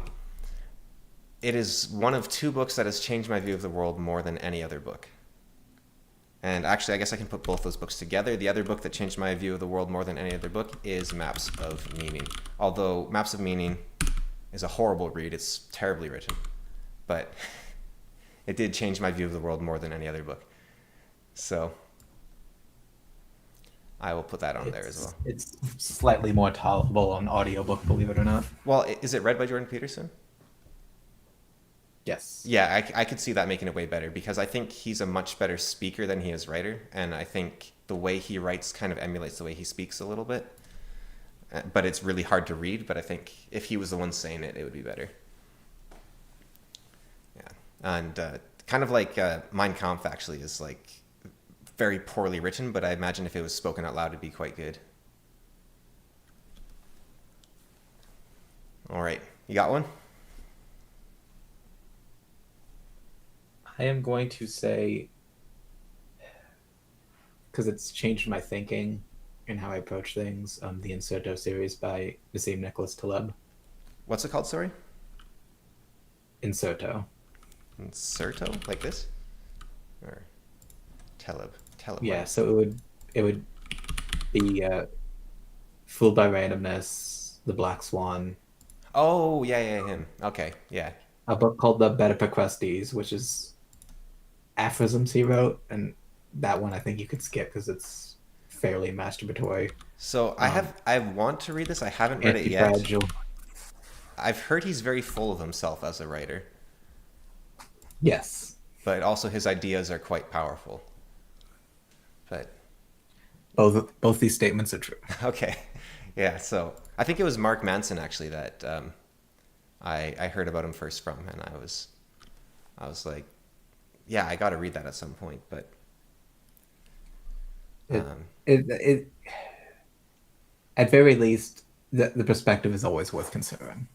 yeah, actually, well, not for Western canon. Like, great books everyone should read and Western canon are two different lists. I don't know what list we're making anymore. Because Models by Mark Manson, I think, is a great book for young men, at least. This is books that I feel like are missing from the Western canon. That's my mind. Okay. Well, you're assuming that like everyone should read all great books in the Western canon. Yeah. Some should be like relegated to, I think, specific historians, literature. There should be some that are common all across the board, and then there should be like some that maybe don't deserve great literature but contain immense practical knowledge immediately for the general populace. That would be good. Yeah. Like, because I think like. I think that's the other thing that Harry Potter does, actually, because I was talking about earlier, and I didn't really get into the idea too much. I'll have to get into it more some other time, I think. But I was reading a book about superheroes, and they just mentioned kind of dismissively, like this form-fitting costume that this female superhero was wearing. Of course she was. Like, that's how they put it. And I had this moment of, like, revelation of, like, no, that's her duty to wear the form-fitting costume. And it's because she is accepting that she is a super being and she has this beautiful figure that makes her a superhero, sort of. And the fact that we're dismissing a woman being confident in the power she contains inherently makes it very hard for women to have a strong female role model in society. And instead they are forced to chase either like Mary Sue's or male role models. And then if they're chasing male role models, then men can't have male role models and men are left with nothing. And so I think there's a part in the Laundry Files that actually talks about this. It's kind of interesting. So basically the apocalypse is upon the world, and everyone's gaining magic powers. Yeah. However, magic powers are based on your perspective of what reality is. And at the time in the world, superheroes are popular. And so superheroes are popping up all over the place. And what do superheroes wear? They wear superhero costumes. And this story is taking place in London. And so this overweight man has become a superhero. And so he's like wearing this form-fitting latex outfit. Yeah. And that's what superheroes wear. No, it's his and then duty. people are complaining. It's like, look, our gay's a superhero, but can't these guys be in the background? We can have the beautiful women in these outfits instead. I actually, I don't know how to phrase it. I've been trying to figure it out. It's like a story that I don't know anyone is able to write, but it's more of a thought experiment at this point. But the idea is that everyone on Earth switches sexes. Like there's just like you said, there's an apocalypse, right? Everyone on Earth switches sexes. And I think it would become a duty for the men in this new world to, you know, provide for the family and strive and everything. And it would be a duty for the women to accept the strength that they have and do things for others. And like my tabletop RPG actually has female and male duties as part of the systems of the game. And so men, they say, don't do that, and women say, let me do that. And that is their duty. But then their virtue is if a man does a feminine thing, that is his virtue. And if a woman does a masculine thing, that is her virtue. But a woman doing a feminine thing is her duty, and a man doing a masculine thing is his duty. I'm back. Okay. I lost connection. Okay. So I think... Oh, go on. So I think if men and women, like on Earth, everyone swaps sexes, basically, I think it would then become the duty of the new men to do masculine duties, and it would be the duty of the new women to do feminine duties. And it would be their virtue, it would be the duty of women to do, it would be the virtue of women to do masculine things, and it would be the virtue of men to do feminine things. Well, I do know the author that could write it. I don't know if he would. Who would that be? If you say, Scott Card. Yeah, no, I think he's too perverted for it. I wouldn't trust him. Yeah, that's. I don't trust him with that book. Yeah, I think another one of my books would be A Confederacy of Dunces. I Oh, don't know. that's a good one. I think it's very American. Like, I don't even care about being very American. The story expresses, if we want to get a hoity-toity, it expresses hubris to an amazing degree. yeah. It also is the hope, story I of guess. arrogance and hubris. It's also like one of the most hopeful stories I've ever Yes. read, which is all the more tragic for the author's death. But Yeah. yeah, no, I just think it's like it's very like Louisiana, It doesn't matter. and it's not. It's very raw, right? Like it's not very polished or well written in a. I think that's a part of it. I think that's important. Yeah, because I could also put like Infinite Jest in there, but I don't think I will because that book was weird. Just long books I've read, that could be the list. But no, I do think Confederate Dunces, like it is also very fun. Like, here's the thing. I was considering saying Orson Scott Card books, but no, I don't think they belong in here. Yeah, I don't think so. At least not most of them. No. There's probably one or two that's... Like, maybe some of the short stories from... Like Speaker for the Dead is quite interesting. Not even that. Like, maybe it's a collection of short stories of... Oh, Cruel Miracles? Yeah. No, I don't like that. It's But I don't like those, so yeah, no. That's messed up. Okay. Do you have I'm curious, Walls, if you have an opinion on my strange, like, thought experiment of, like, if... Would the men in the New World have the duty to act like men? Or would they still act like women?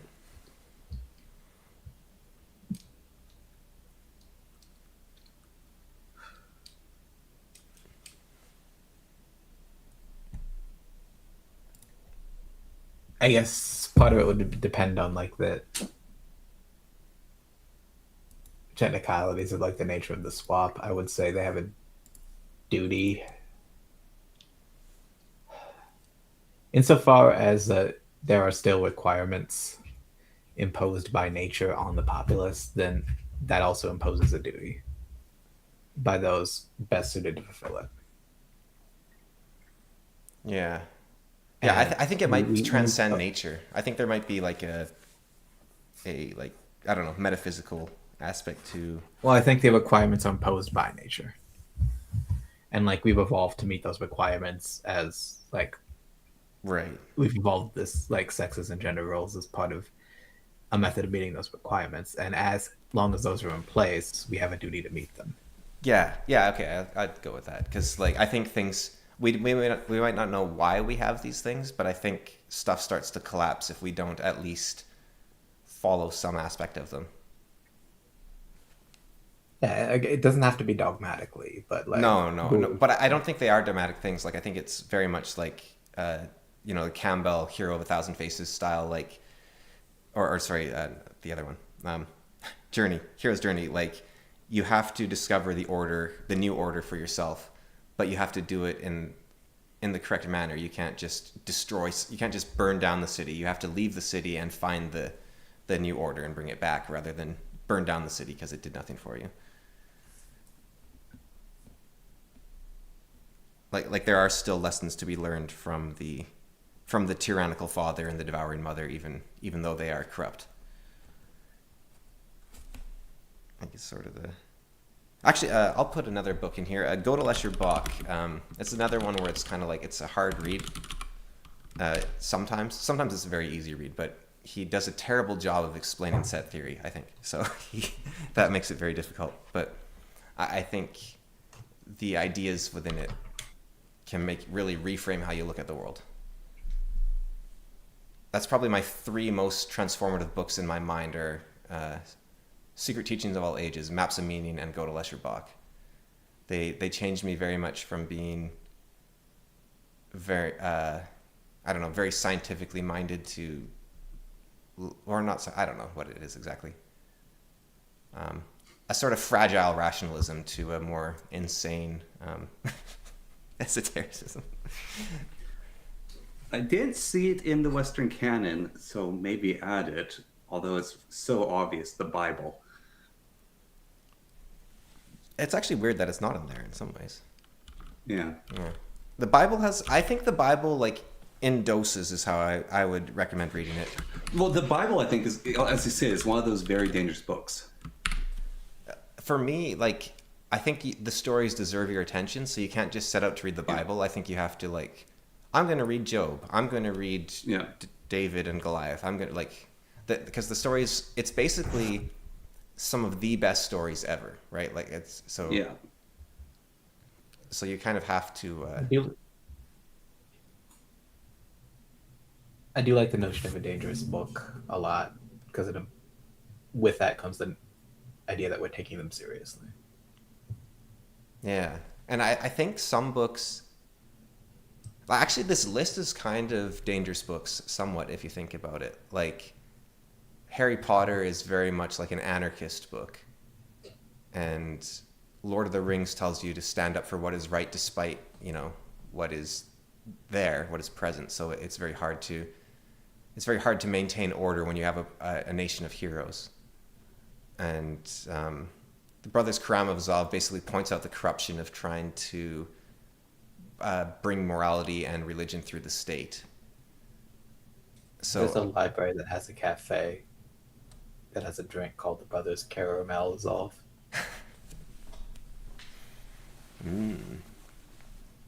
It's pretty tasty. Sorry to derail you for that. No. I do that all the time. Yeah. It's less worse than some it could be. That was a sentence, I'm sure. Yeah, I think let's end off with one book each, which is just a really fun, great book that you wish everyone could enjoy as much as you. Yeah, I like that. Ooh. I have two more books, not Okay, one. okay. Tell me. Lay them on me. Okay. Atlas Shrugged and then The Fountainhead, right? No. I don't know which one it is. It's kind of difficult. It's like it has to be picked for the person, but I honestly think Terry Pratchett. Hmm. And it's very different than all these other books in what it does, because Terry Pratchett teaches you how to laugh. No, I think Terry Pratchett is a very important thing for this list.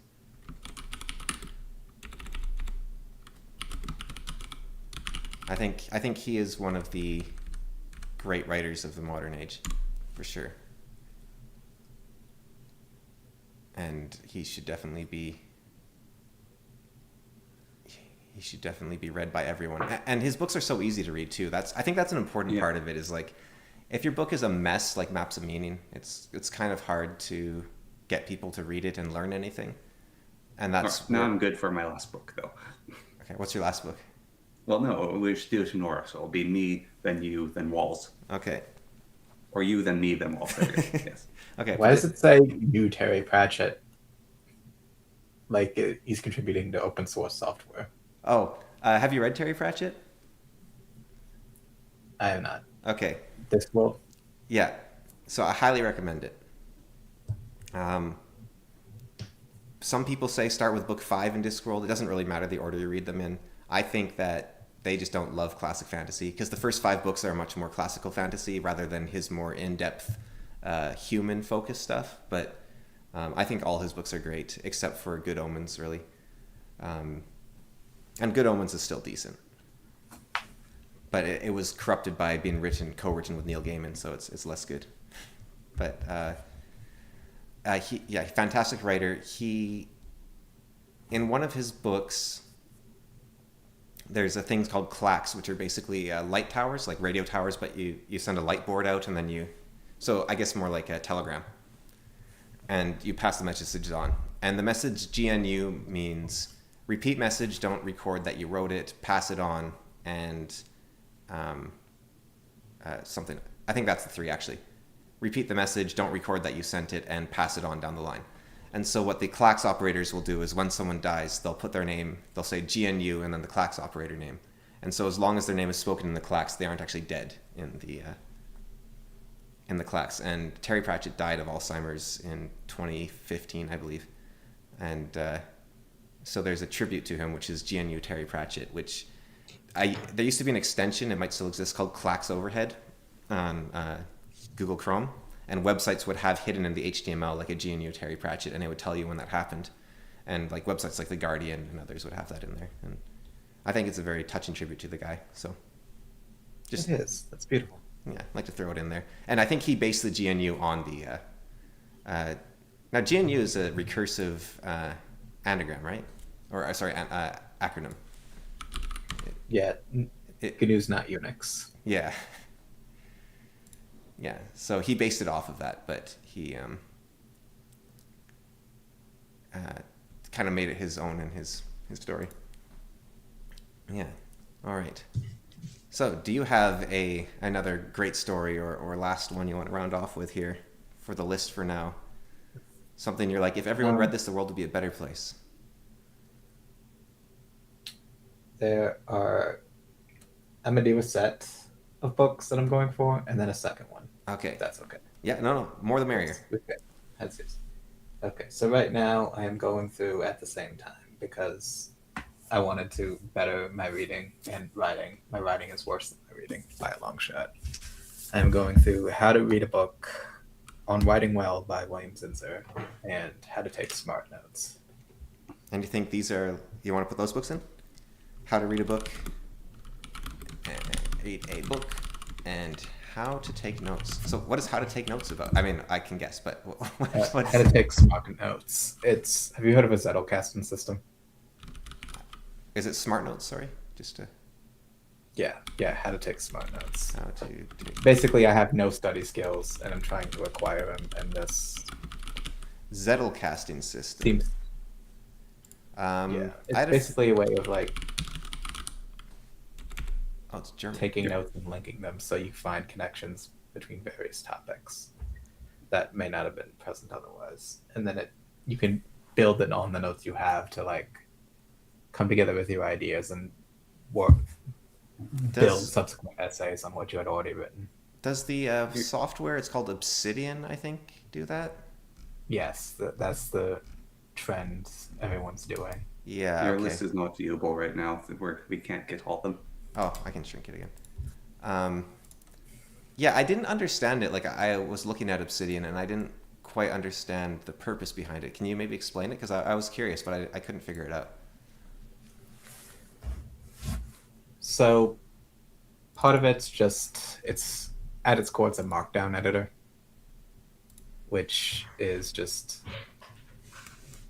like a shorthanded way to get like formatted, like put some formatting into plain text files, which is useful for a bunch of software purposes.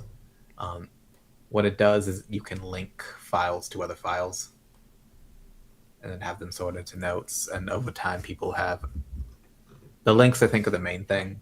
And then it'll have it like visualized like a mind map Yeah, style automatically based on the links. I saw like a couple of them, and what I didn't get was the purpose of the links in the mind map. Like, is it kind of like you're building You your own see, Wikipedia or something, or? you to see relations between things. It's like the purpose of a mind map, or even like the detective with the red string and the corkboard. Right. It's like a digital version of that. And have you tried this out? I am working on it now. Partially, that's what I kind of want to do with these notes I will be taking, and we'll see how this goes in like a year Yeah, because or 6 months. I don't quite understand the benefit of it, but it'd be interesting if like you do it and then you can say, oh, this is what really helped. Because it seems to me that like for me maybe, but I haven't done it, so I could be wrong. But I feel like if I tried it out, I would essentially lose all my knowledge to my notes, and I'd become more like an LLM where I would be very fragile between where my notes didn't point, and I would have to reread my notes every time I wanted to know what I knew. And I think that's part of it. You do have to go back into the system and look at like what past you was written to see the connections. So it's but for like topics in which if I'm trying to find new like perspective or ways of thinking that are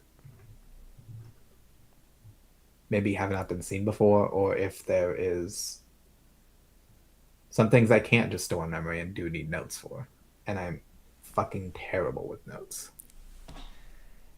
So, So do you have an example, or can you make up one of like a connection that would grant you a benefit? Like you're like, I was talking about cows and I was talking about shrimp, and therefore, Kill all the cows, electrocute the shrimp.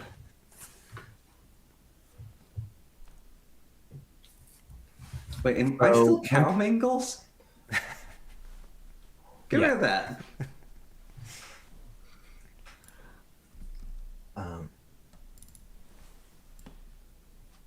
I don't know if it's easy to come up with an example on the well, spot. you can do it. You can do it for like overarching themes or, um, like the common thread. We have a discussion about cows, Yeah. and the question effectively has nothing to do with cows. It's roughly, can moral laws? It's not even can they be applied retroactively. The core of the question is: does a change in is a moral law Right. the question you were asking, and correct me if I'm wrong, does a moral law exist independent of the circumstances of the people following it? Yeah, more or less, I think. Yeah.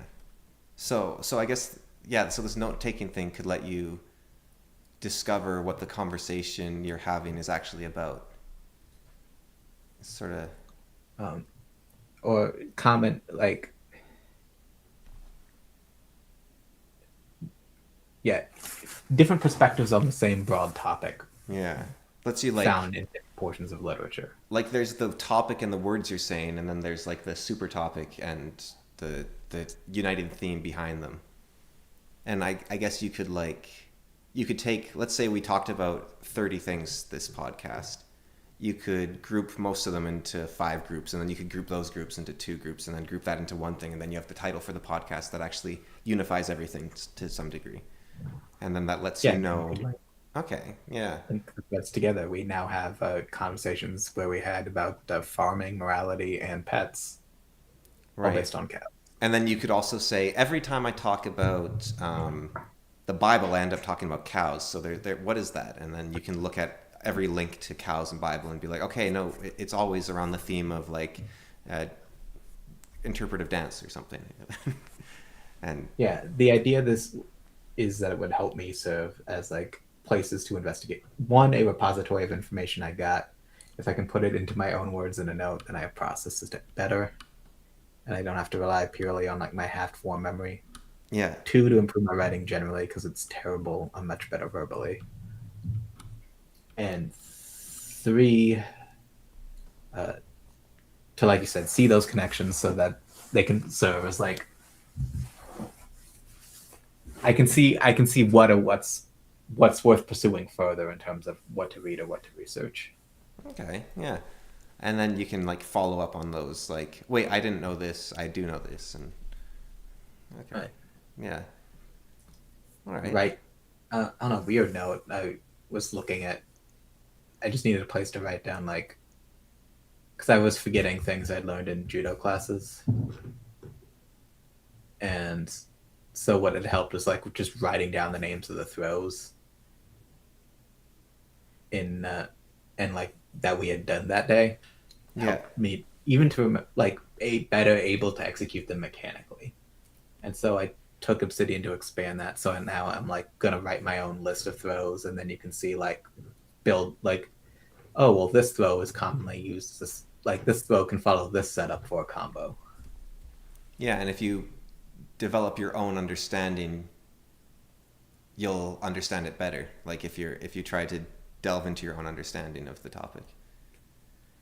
Yeah, Yeah, it's a work in progress, so we'll see how it goes. But no, it makes sense. Like when I actually I've been trying to implement it for archery coaching, getting the kids to have to coach for like you know every 4 classes or whatever it might be. So and then they can because I had kids their stance was terrible for instance, and then I got them to actually teach their parents how to shoot, and their parents never shot before, had terrible stance, and then the kids like, no, you're standing wrong, and then the kids started standing right because they had realized, oh wait, that's what bad stance is, and then they could sort of and they yeah, actually when you try and teach it, yeah go on yeah it calls to mind what way it points out your gaps in your own knowledge and then reinforces what you already know. yeah. That's a very smart thing to do. And do you think kind of in the line of the McNamara fallacy, you will stop knowing anything you don't know if you if you build this wiki? Uh, I guess that's part of the experiment. Yeah, I don't know what the second order consequences are going to be. Yeah, I actually watched a Okay. video on YouTube about like stop. I needed to stop using Obsidian because it was taking over my mind, which is why I was thinking of it. Uh, All right, Cameron, your last book. okay, let's see. I think, but I was also reading on Wikipedia that it is actually what wikis are based on is this system, this Zettelkasten. My last book, let me see. One of the books that, you know what? I don't like some of the books in it, but overall, if you want to be a good person and you want to feel good, Dresden Files. Thank goodness. Why? Were you going to say it, or? No, I was worried you were going to put Mein Kampf down. Why? Because it's all you've talked about for the last 2 years. Like I said, it took up a lot of I, brain power. I'm not even sure I'd call it feel good. Not quite, no. Dresden Well, Files that's or why I Mein said, Kampf? I think that's why I said, thank goodness you didn't put Either. Yeah. They are very different books, but Yeah. They're both about family. All right. So you're playing Dresden Fallen because they're just good reads? Yeah, but I also think like the interhuman connections are like so like it Harry's a good person with flaws, but he's still a good person, and his friends have flaws, but they're still good people, and like the talks with Michael are like the deepest talks you could hope to have in a conversation. Like he really understands people. The And it Jim also Boucher. shows how corruption actually happens. Yeah, yeah, to a degree. Yeah, yeah, like with the White Council, especially, I'd say. Hmm. Yeah. No, and they're great, except for the Full Moon. Like the second book sucks, and then Battlegrounds and Peace Talks kind of suck. But the rest of the series and the last book that just came out, Mirror, I think it was called, was amazing. Like I think best book in the series actually.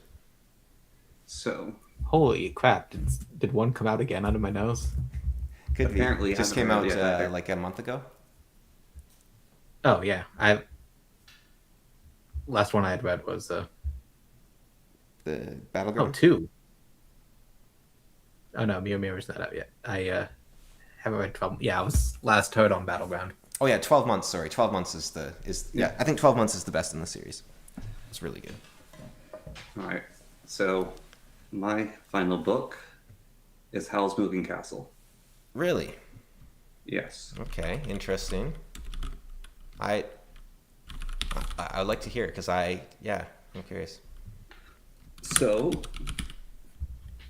it's a story for all ages, Yeah. and it teaches you how to be old. Actually, you know what? I agree. It's one of the few books that And yeah. the author of the book has an understanding of both magic and people, old women, young men, old men, young women, like all that together. She somehow has a mystical understanding of that. Yeah. Actually, yeah. Okay, you know what? You sold me. It's very rare you have a book about accepting mortality. Well, yeah, I mean, like the Epic of Gilgamesh is the only other one that really comes to mind. Yeah. And Frieren. Frieren as well. Actually, I was thinking we should do like an anime, like Frieren,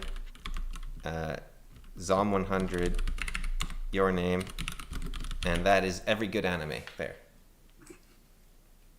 But it's Howl's Moving Castle also has an amazing level of whimsy to it, and stories about acceptance, not only just growing old, but accepting yourself for who you are, but you can also change and you can accept that change. Yeah. Oh, that's weird. And she's also a really weird author that writes weird books.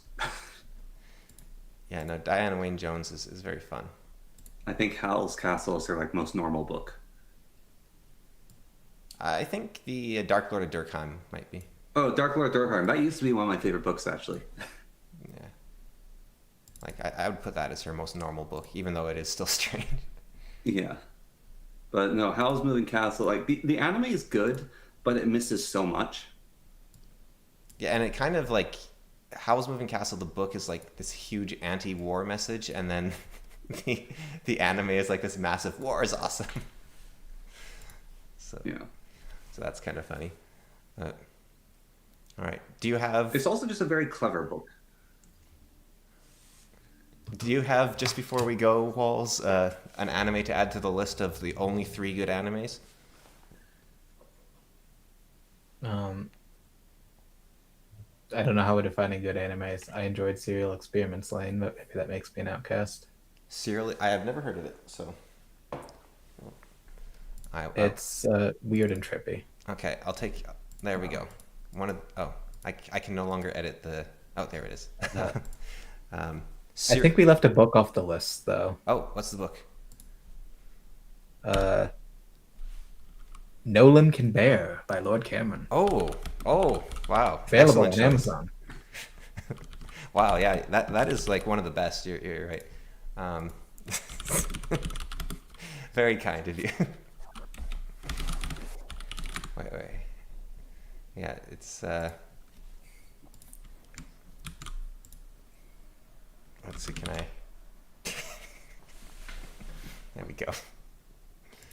Oh, it does not work at all. There, steady, steady. Have you read that Lives in Walls? I am reading through it now. I got about halfway through and then it fell behind my bed. And I don't know if you know what it's like to live in the walls. Can't get it back. It's not particularly easy to fish out, but I have it now. It is in my hand. Do you have the This is the now my paperback one or the hardcover one? hardcover. Oh, nice. Yeah, I only have one of the hard. I have like 50 copies of the paperback, but only one of the hardcover because they're expensive. Okay. So, oh yeah, but they're very nice actually. I like how they Really turned like. out. Yeah. Wow, cool. Oh, that was very fun. Thank you for coming on. It was Yeah, thank you for having me. And thank you for the podcast. It's been wonderful listening to you. glad you like it. Yeah, no, we love talking about books. That's why it's one of our rules. We have two rules. We're not allowed to talk No about politics. video games, no politics. Yeah, yeah. And so, but we actually do love talking about books a lot. So, always fun to talk about, and just the philosophy in general. I think splitting the atom. I think that was actually really cool. The discussion there. So, very We fun. have to give that credit of the title name to Zero Fucks. Yeah, he gets half the revenue. Yeah. Yeah, for the next week, we'll say. He's Just to the keep- real hero here. Yeah, wasn't even on the show and he stole it. All right. Well, we'll see you next time. And I guess I'll play the outro music somehow. And Yes. we just normally end. I guess we don't really. Here. Okay, I think it's playing now. So we can just say something very sad and like goodbye. Like, wow. Sure makes you think, huh? All those things.